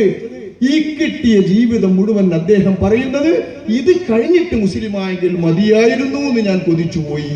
എന്തേ? അതുവരെയുള്ള ഇസ്ലാം മോശമായിട്ടല്ല, ഇതുവരെയുള്ള ഇസ്ലാമിൽ മതിപ്പില്ലാഞ്ഞിട്ടല്ല, ഈ സംഭവം പൊറുക്കാൻ അതിനുശേഷം മുസ്ലിമായാൽ പറ്റിയിരുന്നല്ലോ, ഇത് പാപമോചനത്തിന് പറ്റിയിരുന്നല്ലോ. ഇതാണ് മുസ്ലിമീങ്ങളെ മുസ്ലിം. സാഹചര്യ തെളിവ് കൊണ്ട് വെറുതെ ഷഹാദത്ത് കലിമ ചൊല്ലുകയാണെന്ന് തോന്നിയിട്ടുള്ള മനുഷ്യന്റെ ഇസ്ലാമിന് പോലും ഈ വിലയുണ്ടെങ്കിൽ, മുനാഫിക്കാണെന്ന് അല്ലാഹു തആല തീർത്തു പറഞ്ഞിട്ടുള്ള കപടവിശ്വാസികളുടെ ഈമാനും ഇസ്ലാമിന്റെ ഷഹാദത്തിന്റെ വചനം പൊളിഞ്ഞതിന് വരെ ഈ വിലയുണ്ടെങ്കിൽ, ഏപ്പിക്കാരനായി പോയി, മറ്റൊരുത്തനായി പോയി, വേറെ സംഘടനക്കാരനായി പോയി എന്നതുകൊണ്ട് മുസ്ലിമായ ഒരു മനുഷ്യന്റെ വില എങ്ങോട്ട് പോകുന്നു സഹോദരങ്ങളെ? ഇത് നമ്മൾ പഠിക്കണ്ടേ? എല്ലാ കൂട്ടരും ഞങ്ങൾ എടുത്തിട്ടുണ്ടെങ്കിൽ ഞങ്ങളും പഠിക്കണം. ഞങ്ങൾ ആ പെരുമാറ്റം നടത്തുന്നുണ്ടെങ്കിൽ ഞങ്ങളും പഠിക്കണം. മുസ്ലിമാണ് മറുപക്ഷത്തെന്ന് ചിന്തിക്കണം. മുസ്ലിമീങ്ങളാകുമ്പോൾ അത് ചിന്തിക്കണം. പുറമേ സുന്നി ആദർശമാകുമ്പോൾ വിശാൽ അത് ബിദ്അത്ത. കഴിഞ്ഞ കാല മുസ്ലിമീങ്ങൾക്ക് മുഴുവൻ ഒരു തെറ്റുപറ്റി എന്ന് ഒരാൾ അവർക്കെതിരെ ഒരു കാര്യത്തിൽ വിശ്വസിച്ചാൽ വിധി എഴുതുമല്ലോ, ഇതാ ബിദ്അത്ത് എന്നുള്ളത്. ഈ ബിദ്അത്ത് വിശ്വാസ തെറ്റാണ്, കാഫിറല്ലെന്ന് മാത്രം. കാഫിറല്ലാത്ത ഈ വിശ്വാസത്തെറ്റില്ലാത്ത സുന്നിയായാൽ വിശ്വാസത്തിന്റെ സുദൃഢമായ മഹത്തായ കാവൽ പോലെ കിട്ടുന്ന ഈ സുന്നി ഏപ്പിക്കാരനായി ഇക്കക്കാരനായി എന്നതുകൊണ്ട് രണ്ടു പക്ഷത്തും നിന്നതുകൊണ്ട് മാത്രം മറുപക്ഷത്തുള്ളവൻ സുന്നിയല്ലാതാകുമോ? സുന്നി എന്ന നിലക്കുള്ള ബഹുമതിയും സ്ഥാനവും നഷ്ടപ്പെടുമോ? ഇവർ രണ്ടു കൂട്ടരും അതുമല്ല, സമസ്ത എന്ന പേരിലും കൂടി ഒപ്പ അല്ലേ? ഇവരെ തിരിച്ചറിയണമെങ്കിൽ എന്ത് വേണം? ഇന്നാള് പ്രസിഡന്റും ഇന്നാള് സെക്രട്ടറി ആയിട്ടുള്ള സമസ്ത എഴുതണം. എല്ലാത്തിനും കാണാം. വാണെങ്കിൽ പല്ലിന്റെ വർണ്ണം എടുത്തു നോക്കി, അതിലും കൂടി വെറും സമസ്ത കേരള ജംഇയ്യത്തുൽ ഉലമാ കാണൂല സഹോദരങ്ങളെ. ഇന്നാള് പ്രസിഡന്റും ഇന്നാള് സെക്രട്ടറിയുമായ സമസ്ത കേരള ജംഇയ്യത്തുൽ ഉലമാന്റെ കീഴിൽ അതിന്റെ ആശയാദർശങ്ങളൊക്കെ നടക്കേണ്ടതെന്ന് എഴുതിയേക്കുന്നത്. എന്താണ് ഇതിനർത്ഥം? ഇന്നാള് പ്രസിഡന്റും സെക്രട്ടറി എന്ന് പറയുമ്പോഴേ ഇവരെ വിവേചിച്ചറിയൂ. അല്ലെങ്കിൽ രണ്ടു കൂട്ടരും ഒന്നാണ്. ആശയത്തിലില്ല, ആചാരത്തിലില്ല, അനുഷ്ഠാനത്തിലില്ല, വാദങ്ങളില്ല, ശൈലിയിൽ വല്ല വ്യത്യാസം ഉണ്ടാവും, തലക്കെട്ടിൽ വ്യത്യാസം ഉണ്ടാവും, കുപ്പായ മോഡൽ വ്യത്യാസം ഉണ്ടാവും. അതിപ്പോൾ ഓരോരുത്തർക്ക് ഉണ്ടാക്കിയ ഓരോ സിമ്പിളാണ്. അതിപ്പോൾ നമ്മൾ നോക്കണ്ട. അതിപ്പോഴത്തെ കാലാണ്. ഓരോരുത്തർക്കും ഓരോരോ ബോഡി ഉണ്ടാവില്ല, ആ നിലക്ക് ഓരോരുത്തർക്ക് ഉണ്ടാവും. അതിലപ്പുറം വേറെ ഒരു വ്യത്യാസവുമില്ലാത്ത ഈ കൂട്ടർ എന്തിനാണ് ഇவ்விധം സംസ്കാരശൂന്യമായ രീതിയിൽ പെരുമാറുന്നത്? ഇവർക്ക് കിട്ടാതിരിക്കാനാണല്ലോ SKSSFന്റെ ഒപ്പുമാണെന്നൊക്കെ പറയുന്നത് മദ്രസ മുഅല്ലിമിനെ. നമ്മുടെ നാട്ടിൽ അത്രയും നോക്കലുണ്ടാവില്ല, അതുകൊണ്ട് നമുക്കറിയാം. അത് നമ്മുടെ നാടിന്റെ രീതിയാണ്. പക്ഷെ കുറച്ച് കഴിഞ്ഞാൽ അറിയാം.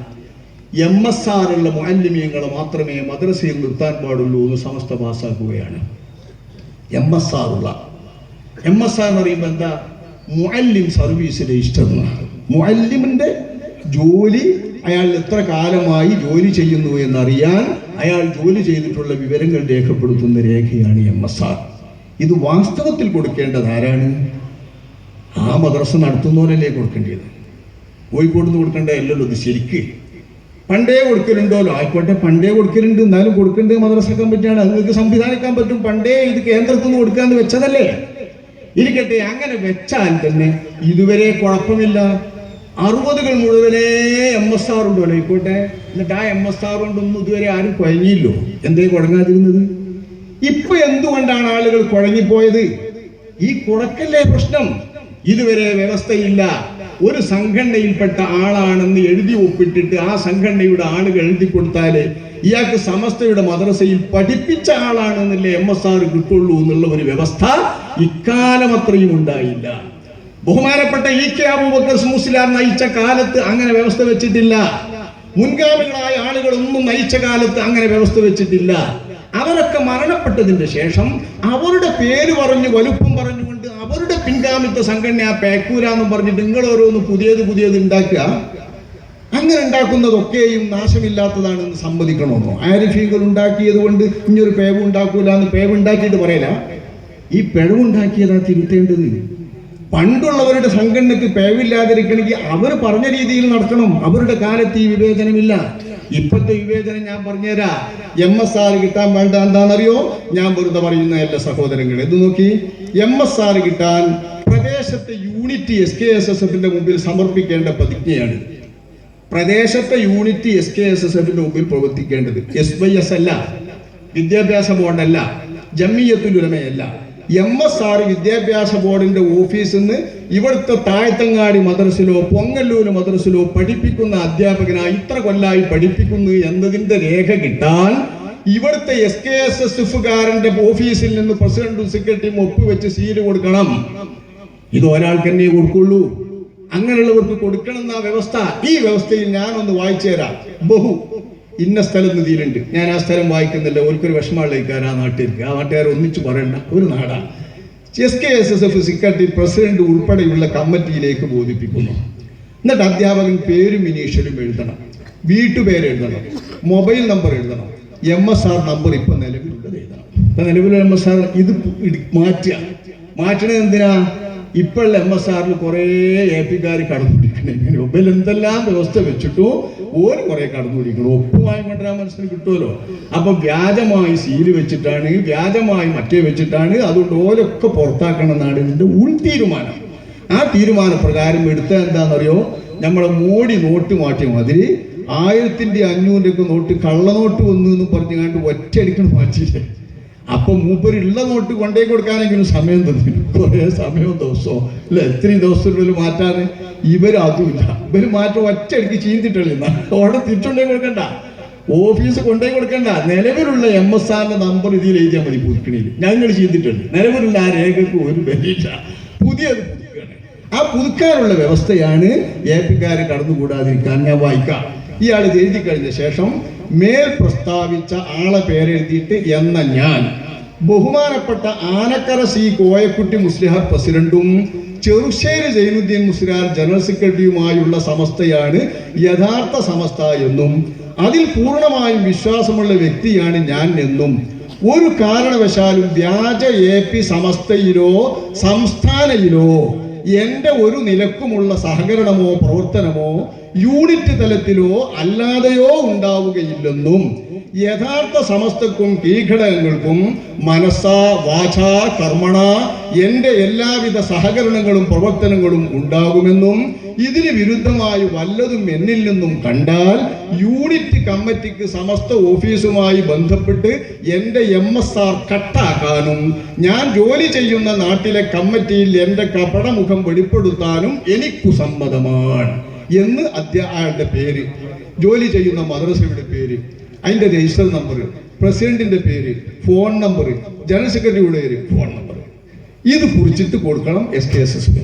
എന്നിട്ട് ഇതേ പതിക്കന്റെ കടലാസിൽ തന്നെ SKSSFകാർ എഴുതുന്നത് മേൽ പറഞ്ഞ നമ്പറുകളിൽ ബന്ധപ്പെട്ട് കമ്മിറ്റി ഭാരവാഹികളാണെന്ന് ഉറപ്പുവരുത്തിയതിന് ശേഷം മാത്രമേ ശാഖാ പ്രസിഡന്റ്, സെക്രട്ടറി, ട്രഷറർ എന്നിവർക്ക് യൂണിറ്റ് കമ്മിറ്റിയുടെ സീലും മറ്റും ഉപയോഗിക്കാൻ പാടുള്ളൂ. അതായത് ഈ കമ്മിറ്റിക്കാർ പ്രസിഡന്റും സെക്രട്ടറിയും തന്നെയാണെന്ന് ഉറപ്പുവരുത്തണം.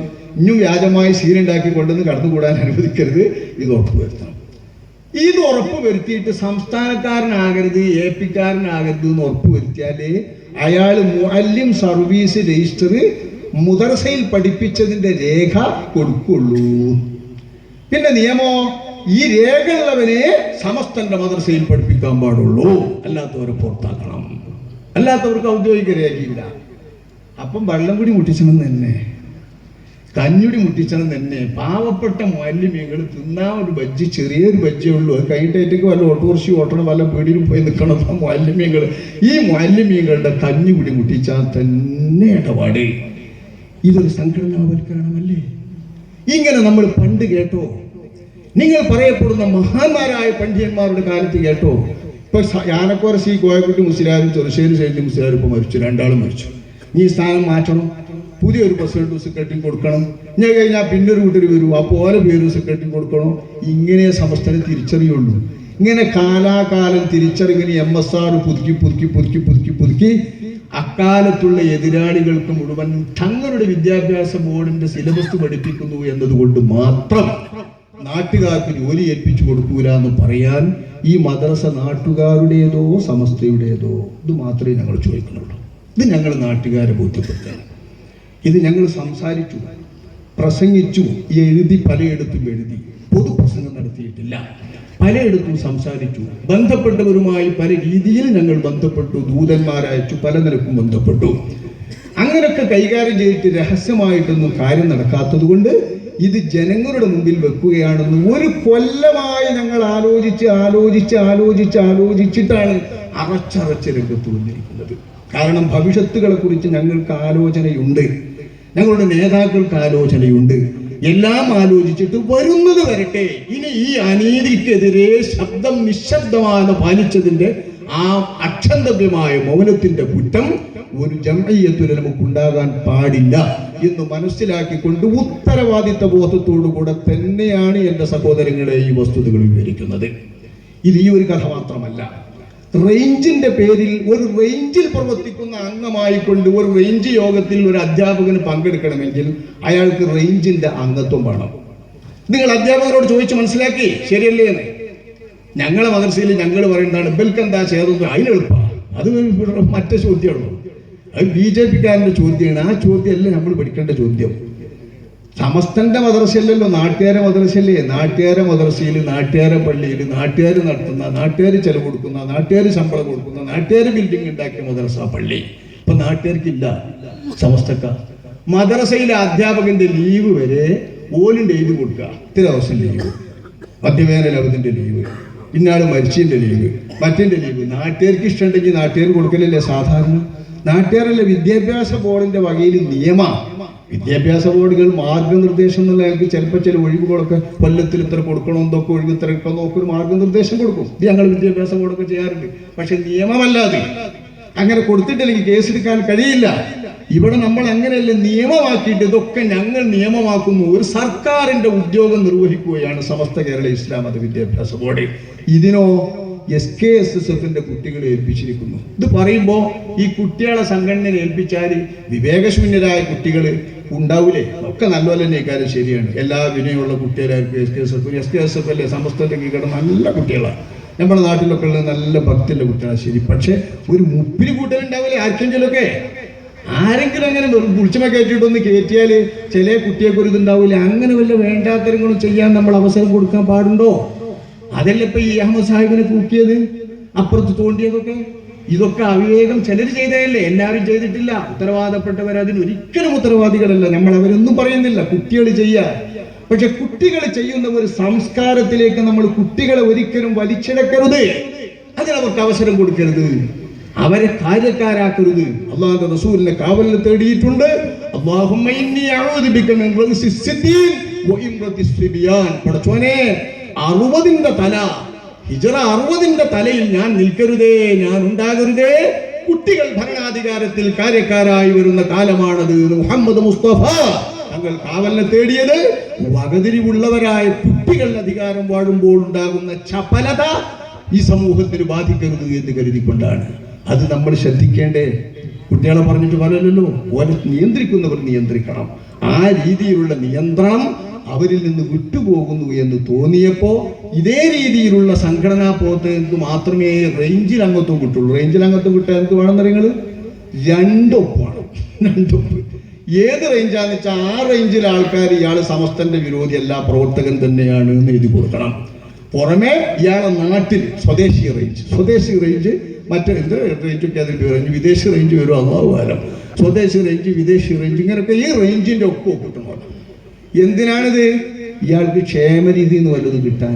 ക്ഷേമനിധി നിന്ന് കിട്ടണമെങ്കിലും, റേഞ്ചിന്റെ ആനുകൂല്യം കിട്ടണമെങ്കിലും, ക്ഷേമനിധിയിൽ നിന്ന് കിട്ടണമെങ്കിലോ ഇതേ MSR വേണം. അവർക്ക് ക്ഷേമനിധി കൊടുക്കുള്ളൂ. ക്ഷേമനിധി എന്നാ നിങ്ങൾക്ക് മനസ്സിലായോ? മുഅല്ലിമീങ്ങളായ ആളുകൾക്ക് കുട്ടികളെ കെട്ടിക്കുമ്പോഴോ, ബാപ്പാർക്ക് നീണ്ട രോഗം വരുമ്പോഴോ, പെട്ടെന്ന് ക്യാൻസർ പോലത്തത് വന്നിട്ട് പെട്ടെന്നുള്ള വല്ല ബൈപ്പാസ് ഓപ്പറേഷൻ പോലത്തെ ഒക്കെ വരുമ്പോൾ മുഅല്ലിമീങ്ങൾക്ക് ഒരു വജ്ജുണ്ടാവില്ല, പാവങ്ങളല്ലേ. അപ്പൊ അവർക്ക് വല്ല സഹായം കിട്ടാൻ ഓടി നടക്കുമല്ലോ. ആ കൂട്ടത്തിൽ സംഘടനാ ഫണ്ട് നിന്ന് കൊടുക്കും കുറച്ച്. അത് എഴുതി കിട്ടണമെങ്കിൽ MSR വേണം. അതിന് SKSSകാരൻ സർട്ടിഫൈ ചെയ്തിട്ട് സമസ്തക്കാരനാണെന്ന് അംഗീകരിച്ച മുഅല്ലിമിനെ കിട്ടുള്ളൂ. എവിടെയായി പറയുന്നത്? ദുന്യാവ് കൊടുക്കാൻ. ഇത് അള്ളാഹ് തീരുമാനിച്ചാൽ സഹോദരങ്ങളെ നമ്മളൊക്കെ ഈ ദുന്യാവിന്റെ മുകളിൽ ജീവിക്കൂ. അള്ളാഹിന്റെ കൽപ്പനക്ക് വൈപ്പുള്ളവർക്ക് മാത്രമേ ഞാൻ തിന്നാൻ കൊടുക്കുള്ളൂ എന്ന് അള്ളാഹ് തീരുമാനിച്ചാൽ നമുക്ക് തിന്നാൻ കിട്ടുമോ എന്ന് ആലോചിച്ച് നോക്കുക നിങ്ങൾ. എന്റെ ഭൂമിന്റെ മുകളിൽ വെള്ളം കിട്ടണമെങ്കിൽ എനിക്ക് വഴിപ്പെട്ടവനെ കൊടുക്കുള്ളൂ എന്ന് അള്ളാഹ് തീരുമാനിച്ചാൽ നമുക്ക് വെള്ളം കുടിച്ചാൻ കഴിയുമോ? മദ്യപാനി അല്ലാഹു തആല നിഷിദ്ധമാക്കിയ മദ്യം മോന്തുന്ന സമയത്ത് അയാളുടെ കൈ കൊണ്ടത് പിടിക്കാനും വായയോട് അടുപ്പിക്കാനും അടുപ്പിച്ചു വായിൽ ഒഴിക്കാനും ഒഴിച്ചത് ഇറക്കാനും ഇറക്കിയത് അങ്ങോട്ട് ചെല്ലാനും പറ്റുന്ന തരത്തിലുള്ള എല്ലാ ആനുകൂല്യങ്ങളും അല്ലാഹു നൽകുന്നത് അല്ലാഹുവിനെ എതിരറ്റ് ലംഘിക്കുന്ന പാപത്തിനല്ലേ? ഈ ഔദാര്യവാനായ റബ്ബ് അവിടെ പോലും തന്റെ ഭൗതികമായ അനുഗ്രഹങ്ങൾ കട്ടു ചെയ്യാത്ത റബ്ബിന്റെ റഹ്മാൻ എന്ന വിശേഷണമല്ലേ ബിസ്മില്ലാഹിർ റഹ്മാനിർ റഹീം എന്ന് നമ്മൾ ഉച്ചരിക്കുമ്പോൾ അനുസ്മരിക്കുന്നത്? ഇതെന്തിനാണ്? റഹ്മാനായ അല്ലാഹ് വഴിപ്പെട്ടവർക്കും വഴിപ്പെടാത്തവർക്കും തന്റെ അനുഗ്രഹങ്ങൾ ദുനിയാവിൽ കോരിച്ചൊരിഞ്ഞു കൊടുക്കുന്ന അല്ലാഹ്, തിന്നാൻ കഴിവ് നൽകുന്ന അല്ലാഹ്, ശ്വസിക്കാൻ കഴിവ് നൽകുന്ന അല്ലാഹ്, ഉച്ഛ്വസിക്കാൻ അവസരം നൽകുന്ന അല്ലാഹ്, ഇത് വഴിപ്പെട്ടവർക്കും മൂമിനും മുസ്ലിമിനും കാഫിറിനും മുശ്രിക്കിനും എല്ലാം നൽകുന്ന അല്ലാഹ്. എന്ന് അള്ളാഹുവിനെ നമ്മൾ മഹത്വവൽക്കരിച്ച് പറയുന്നത് അതേ സ്വഭാവം നമ്മൾ ഉൾക്കൊള്ളാനാണ്.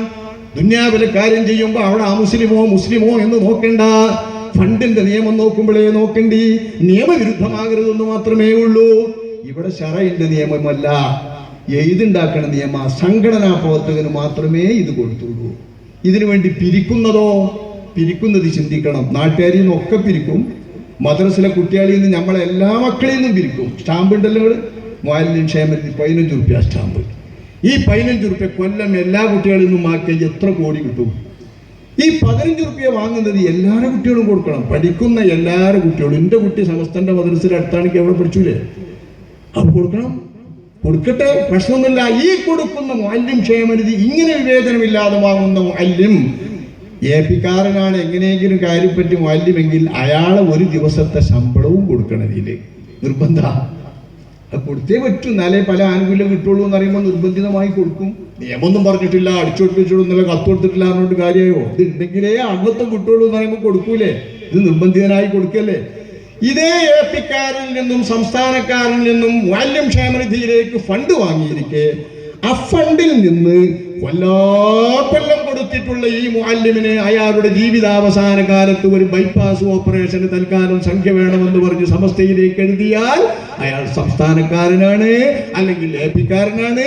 ഫണ്ട് അനുവദിക്കാൻ നിവൃത്തിയില്ല, എഴുതും അടക്കം. വന്ന കത്തുകൾ ധാരാളമുണ്ട്, ഞങ്ങൾ സൂക്ഷിച്ചിട്ടുണ്ട്. എല്ലാം നിരവധി കത്തുകൾ വർഷങ്ങളായി ലഭിച്ചുകൊണ്ടിരിക്കുന്ന സങ്കടങ്ങൾ. ആ സങ്കടങ്ങളെല്ലാം സൂക്ഷിച്ച് ഇതിലെല്ലാം മനംനൊന്ത് ഇനിയും മൗനം പാലിക്കുന്നത് അക്ഷന്തവ്യമാണെന്ന് മനസ്സിലാക്കിക്കൊണ്ട്, അനീതിയാണെന്ന് മനസ്സിലാക്കിക്കൊണ്ട്, നെഹിയുന്നനിൽ മുങ്കറിന്റെ ബാധ്യതയിലുള്ള വിഘ്നമാണെന്ന് മനസ്സിലാക്കിക്കൊണ്ടാണ് സംസ്ഥാന ജംഇയ്യത്തുൽ ഉലമ 100 വട്ടം ആലോചിച്ച് ഇറങ്ങിയത്. ഇതിന്റെ പേരിൽ എന്തു കഷ്ടനഷ്ടങ്ങൾ വന്നാലും അത് സഹിക്കാൻ ഞങ്ങളുടെ പ്രവർത്തകന്മാർ തയ്യാറാണ്. വേറെ പണി മീൻ വിൽക്കാൻ പോകാമെന്നാണ് ഞങ്ങൾ മുന്നിൽ പറയും. മദ്രസിൽ പഠിപ്പിച്ച അങ്ങനെയാവുള്ളെങ്കിൽ പച്ച മീൻ വിൽക്കാൻ പോകാം. ഇത് പഠിപ്പിച്ചവരാ ഞങ്ങളുടെ ഉസ്താദുമാര്. അതൊരു വിഷയമല്ല, ജീവിതം ഒരു വിഷയമല്ല. പക്ഷെ ഇവണ്ണം ഒരു പണ്ഡിത സംഘടന നേതൃത്വം നൽകുന്ന ഒരു പ്രസ്ഥാനം, 10,000 മദ്രസകൾ ഞങ്ങളുടേതാണ്, കേരളത്തിൽ മുഴുവൻ ഞങ്ങളുടേതാണ്, മഹല്ലുകളൊക്കെ ഞങ്ങളുടേതാണ്. മഹല്ലിന്റെ സ്ഥിതി നിങ്ങൾക്കറിയാലോ, നമ്മുടെ പുത്തമ്പള്ളി കണ്ടാൽ മതി. അതിന് സമസ്തക്ക് എന്താ വന്നത് ചിന്തിക്കാം. അതിൻ്റെ ഒരു ചെറിയ നെന്മണിക്ക് പൈസ എവിടെയാ സമസ്തയിൽ നിന്ന് കിട്ടിയതെന്ന് ആലോചിക്കും. എങ്ങനെയാ നാട്ടിലെ എല്ലാവരും പള്ളി, ഏത് നാട്ടിലും ഇങ്ങനെ തന്നെ. അപ്പള്ളിയിൽ ശമ്പളം കൊടുക്കുന്നത് സമസ്ത ഉണ്ടോ? ഇല്ല. നാട്ടുകാരിന്നോ പള്ളിക്കുള്ള സ്വത്ത് തന്നെ ശമ്പളം. ഇങ്ങനെ കൊടുക്കപ്പെടുന്ന ഈ പള്ളി സമസ്തയുടെ ലെവലിൽ തന്നെ പോകാൻ പറ്റുള്ളൂ. അത് അംഗീകരിക്കുന്നവന് ഈ കമ്മിറ്റിയിലും വരാൻ പാടുള്ളൂ. ഇങ്ങനെയൊക്കെ വന്നിട്ടുള്ള നിയമങ്ങൾ വരുമ്പോഴാണ് നിങ്ങൾ ശ്രദ്ധിക്കേണ്ടത് സംഘടനാവൽക്കരണം. അത് അനുഗ്രഹത്തിനാണെങ്കിൽ തർക്കമില്ല, നന്മക്കാണെങ്കിൽ തർക്കമില്ല. തിന്മക്കാണല്ലോ ഉപയോഗപ്പെടുത്തുന്നത്. മുഅല്ലിം ക്ഷേമനിധി നിഷേധിക്കാൻ, MSR നിഷേധിക്കാൻ, ഇവരെ ഈ ഭൂമുഖത്തിൽ നിന്ന് തന്നെ ഉച്ചാടനം ചെയ്യാൻ. അതുകൊണ്ട് എൻ്റെ പ്രിയപ്പെട്ട സഹോദരങ്ങളെ, ഇതിനാണ് മഹല്ലുകൾ ശിഥിലമാക്കരുതേ എന്ന് പറഞ്ഞ് ഞങ്ങൾ ഇറങ്ങിയിരിക്കുന്നത്. ശിഥിലമാകരുത്, ഇങ്ങനെ ഞങ്ങളെടുത്താണല്ലോ. നിങ്ങൾക്ക് എന്ത് കാര്യതയിലെന്ന് ചോദിച്ചാൽ ശരിയാണ്, നിങ്ങളിൽ തന്നെയല്ലോ ഞങ്ങൾ പച്ചപ്പാവങ്ങളാണ്. ഞങ്ങൾ പറഞ്ഞതുകൊണ്ടായിട്ട് നിങ്ങൾ കേൾക്കൂല. പക്ഷേ സാധാരണ ജനങ്ങളെ ഉദ്ബുദ്ധരാക്കാനും ബോധീകരിക്കാനും പടച്ചവനെ ഞങ്ങളിതറിഞ്ഞ് ഞങ്ങൾ ജനങ്ങളുടെ മുമ്പിൽ വെച്ചു. അവർ പ്രതികരണ ശേഷിയുള്ളവരാകണം, അത് ഞങ്ങൾ ആശിച്ചു. ഓരോ മദ്രസ കമ്മിറ്റിയും മഹല്ല് കമ്മിറ്റിയും ഇതിനെതിരെ പ്രതികരിക്കണം. അവരുടെ നാട്ടിൽ അനീതി നടപ്പാക്കാൻ അവർ കൂട്ടി നിൽക്കരുതേ എന്നു ഞങ്ങൾ ജനങ്ങളെ ബോധീകരിച്ചുവെന്ന് റബ്ബിന്റെ മുമ്പിൽ പറയാൻ ഖാലൂ മഅ്ദറതൻ ഇലല്ലാഹ് ലിമ തഅലൂന ഖൗമൻ ഇല്ലാഹു മുഹ്ലികുഹും. ഈ മീൻ പിടിക്കാൻ ശനിയാഴ്ച പോകാൻ പാടില്ല എന്ന് പറഞ്ഞ ആ ജനതയോട് നിങ്ങൾ എന്തിനാ അവരെ ഉപദേശിക്കാൻ നിൽക്കണം? അള്ളാഹ് അവരെ നശിപ്പിക്കാനിരിക്കുകയല്ലേ എന്ന് അവരോട് അരുതെന്ന് പറഞ്ഞ ആളുകളോട് നല്ല മനുഷ്യന്മാർ പറഞ്ഞപ്പോ അന്ന് അരുതെന്ന് പറയാൻ തയ്യാറായ ആളുകൾ പറഞ്ഞ അതേ മറുപടി ഖാലൂ മഅ്ദറതൻ ഇലല്ലാഹ്. അവർ പറഞ്ഞു, ഒന്നിനുമല്ല, ഞങ്ങൾ പറഞ്ഞാൽ അവരനുസരിക്കില്ല, തിരുത്തപ്പെടില്ല എന്ന് ഞങ്ങൾക്കറിയാം. അവരുടെ കുരുട്ടതിന് സമ്മതിക്കില്ല എന്ന് ഞങ്ങൾക്കറിയാം. പക്ഷേ ഞങ്ങൾ അള്ളാഹുവിലേക്ക് ഞങ്ങളുടെ ഉദുർ ബോധിപ്പിക്കുന്നു. അള്ളാഹ് ഞങ്ങൾ ഞങ്ങളുടെ ദൗത്യം നിർവഹിച്ചിട്ടുണ്ടെന്ന് പറയാൻ എന്ന് ദാവൂദ് നബി അലൈഹിസ്സലാമിന്റെ കാലത്ത് മീൻ പിടിക്കാൻ പോയി കുരങ്ങുകളാക്കി മറിക്കപ്പെട്ട ആ ആളുകളോട് ഉപദേശിച്ച നല്ലവന്മാർ പറഞ്ഞ വാക്യം പരിശുദ്ധ ഖുർആൻ നമ്മെ ഉദ്ധരിക്കുന്നുണ്ട്. അതിൽ ഈ വിരോധിച്ച ആളുകളെ രക്ഷപ്പെടുത്തി അല്ലാത്ത മനുഷ്യന്മാരെ കുരങ്ങന്മാരുമാക്കി എന്ന് പറയുമ്പോ മിണ്ടാതെ മൗനം പാലിച്ച കൂട്ടരെ എന്തു ചെയ്തുവെന്ന് അള്ളാഹ് പറയുന്നില്ല. മഹാനായ ഇബ്നു അബ്ബാസ് എന്നവർ പറയുന്നുണ്ട്, അവരെ അള്ള നശിപ്പിച്ചിട്ടൊന്നും ഉണ്ടാവില്ല, കാരണം അവർക്ക് വിരോധമുണ്ടല്ലോ അതിനോട്. പക്ഷേ എന്തുകൊണ്ട് അവരെ അള്ള മിണ്ടിയില്ല? അവർ മിണ്ടാതിരുന്നത് അക്ഷന്തവ്യമായ മൗനമാണ്. അല്ലാഹു തആലാന്റെ നിയമം ലംഘിക്കപ്പെടുമ്പോ, പരസ്യമായി നിയമം ലംഘിക്കപ്പെടുമ്പോ, അനീതി വിളയാടുമ്പോ അതിനെതിരെ നാക്ക് നൽകിയിട്ട് സംസാരിക്കാൻ ഊർജം നൽകിയിട്ട് അത് സംസാരിക്കാത്തതിന്റെ പേരിൽ അവരെ അള്ളാഹു അവരെ സംബന്ധിച്ച് മൗനം പാലിച്ചു. ഇനി വായിക്കുന്നവരവരെ പ്രകീർത്തിക്കേണ്ടതില്ല, ഏതായാലും തീരുമാനിക്കാൻ അള്ളാഹു അവരെ ഖുർആനിൽ പറഞ്ഞില്ല.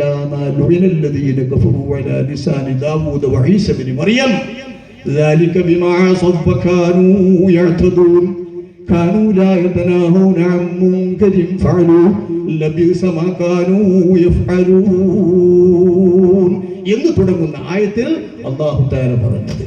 ഇത് നമ്മൾ ശ്രദ്ധിക്കണം. ഈ കടമ നിറവേറ്റാനാണ് കേരള സംസ്ഥാന ജംഇയ്യത്തുൽ ഉലമ അതിന്റെ സുവർണ ജൂബിലി ആഘോഷിക്കുമ്പോഴുള്ള സുവർണത്തിളക്കം അവിടെ ഇരിക്കട്ടെ. ഈ ശോകമുഖമായ അന്തരീക്ഷത്തിലെ മഹാമോശപ്പെട്ട ഒരു ദയവുമില്ലാത്ത സംസ്കാര ലവലേശമില്ലാത്ത ഇത്തരം രീതികളൊക്കെ ഒന്ന് അവസാനിപ്പിക്കാൻ ഒന്ന് ശബ്ദിച്ചു മതി നമ്മുടെ ആഘോഷത്തിന്റെ മറ്റു പരിപാടികൾ എന്ന് ജംഇയ്യത്തുൽ ഉലമ തീരുമാനിച്ചത്. ഇതിൽ ഞങ്ങളോട് നിങ്ങൾ ദേഷ്യം വരുത്തരുത്, കുറ്റപ്പെടുത്തരുത്, മീക്കിട്ടു കയറരുത്, ആക്ഷേപിക്കരുത്. വേണമെങ്കിൽ ആക്ഷേപിച്ചോ, ഞങ്ങൾക്ക് പരാതിയുമില്ല. ഇതിനപ്പുറം സംഭവിച്ചാലും ഞങ്ങൾക്കൊന്നുമില്ല, അതൊന്നൊരു വിഷയമല്ല. പക്ഷേ ഇത് സംസ്ഥാന ജംഇയ്യത്തുൽ ഉലമയുടെ സതുദ്ദേശപരമായ നുസ്ഹാണ്, ഗുണകാംക്ഷയാണ്. അത് ഉൾക്കൊള്ളാൻ നിങ്ങൾ സന്നദ്ധരാകണമെന്ന് മാത്രം മറുപക്ഷത്തെ ചിന്തയുള്ള വാശിയുള്ള പ്രവർത്തകന്മാരെ ഉണർത്തിക്കൊണ്ട് സാധാരണക്കാരായ ജനങ്ങളെ ഈ വിഷയം നിങ്ങളുടെ മുമ്പിൽ വെച്ച് ഇതൊക്കെയാണ് ഇവിടെ നടമാടുന്നത് എന്ന് ചിന്തിക്കണമെന്ന് മാത്രം ഉണർത്തിക്കൊണ്ട് ഞങ്ങളുടെ ഈ സംസാരം ഇവിടെ അവസാനിപ്പിക്കുന്നു. റഹ്മാനും റഹീമുമായ നാഥ, ഇസ്ലാമിന് വേണ്ടി രൂപം കൊണ്ടിട്ടുള്ള, ദീനിനു വേണ്ടി രൂപം കൊണ്ടിട്ടുള്ള, സുന്നത്ത് ജമാഅത്തിന് രൂപം കൊണ്ടിട്ടുള്ള ഞങ്ങളുടെ പണ്ഡിത സംഘടനകള് മഹത്തായ ദീനിന്റെ സേവനത്തിന് വേണ്ടി മാത്രം പ്രവർത്തിക്കുന്നതിന് നീ സജ്ജമാക്കണമേ റഹ്മാനെ. എന്തെങ്കിലും അരുതായ്മകൾ ആരിലെങ്കിലും വന്നു പോയിട്ടുണ്ടെങ്കിൽ എല്ലാം നീ തിരുത്തണമേ റഹ്മാനെ, മാപ്പാക്കണമേ റഹ്മാനെ. അരുതായ്മകൾ തിരുത്താനുള്ള തൗഫീഖ് അവർക്കും ഞങ്ങൾക്കും നീ നൽകണമേ റഹ്മാനെ. റഹ്മാനും റഹീമുമായ റബ്ബേ, പാപികളും സാധുക്കളുമായി അടിയങ്ങളിൽ നിന്ന് എന്തെങ്കിലും തെറ്റുകുറ്റങ്ങൾ സംഭവിച്ചു പോയത് നീ പൊറുക്കണം നാഥ. നീ ഞങ്ങളുടെ എല്ലാ തെറ്റുകുറ്റങ്ങളും മാപ്പാക്കണം നാഥ. മേലിൽ നല്ല നിലക്ക് ജീവിച്ച് നല്ല നിലക്ക് മുഅ്മിനീങ്ങളായി മരിക്കാൻ, മുസ്ലിമീങ്ങളായി മരിക്കാൻ, സ്വാലിഹീങ്ങളോടൊപ്പം ചേരാൻ, ഞങ്ങളുടെ മുൻഗാമികളായ എല്ലാ മഹത്തുക്കളോടുമൊപ്പം ചേരാൻ, ഗുരുവര്യന്മാരോടൊപ്പം ചേരാൻ ഞങ്ങൾക്കെല്ലാവർക്കും, ഞങ്ങളുടെ സഹോദര സംഘടനയിൽപ്പെട്ട എല്ലാവർക്കും, മുസ്ലിങ്ങളും ഇസ്ലാമിലും വിശ്വസിക്കുന്ന എല്ലാവർക്കും നീ തൗഫീഖ് നൽകണമേ റഹ്മാനേ. വൽഹംദുലില്ലാഹി റബ്ബിൽ ആലമീൻ. അസ്സലാമു അലൈക്കും വറഹ്മത്തുള്ളാഹി വബറകാതുഹു.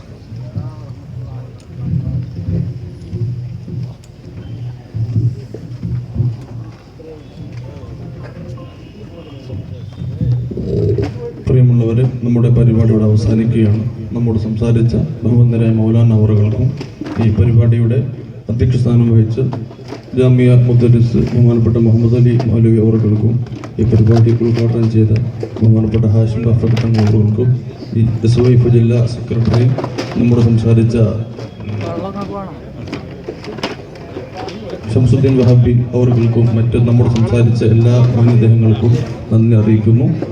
സല്ലല്ലാഹു അലാ മുഹമ്മദ് സല്ലല്ലാഹു അലൈഹി വസല്ലം, സല്ലല്ലാഹു അലാ മുഹമ്മദ് സല്ലല്ലാഹു അലൈഹി വസല്ലം, അല്ലാഹുമ്മ സല്ലി അലാ മുഹമ്മദ് യാ റബ്ബി സല്ലി അലൈഹി വസല്ലം. പ്രിയമുള്ളവരെ, കേരള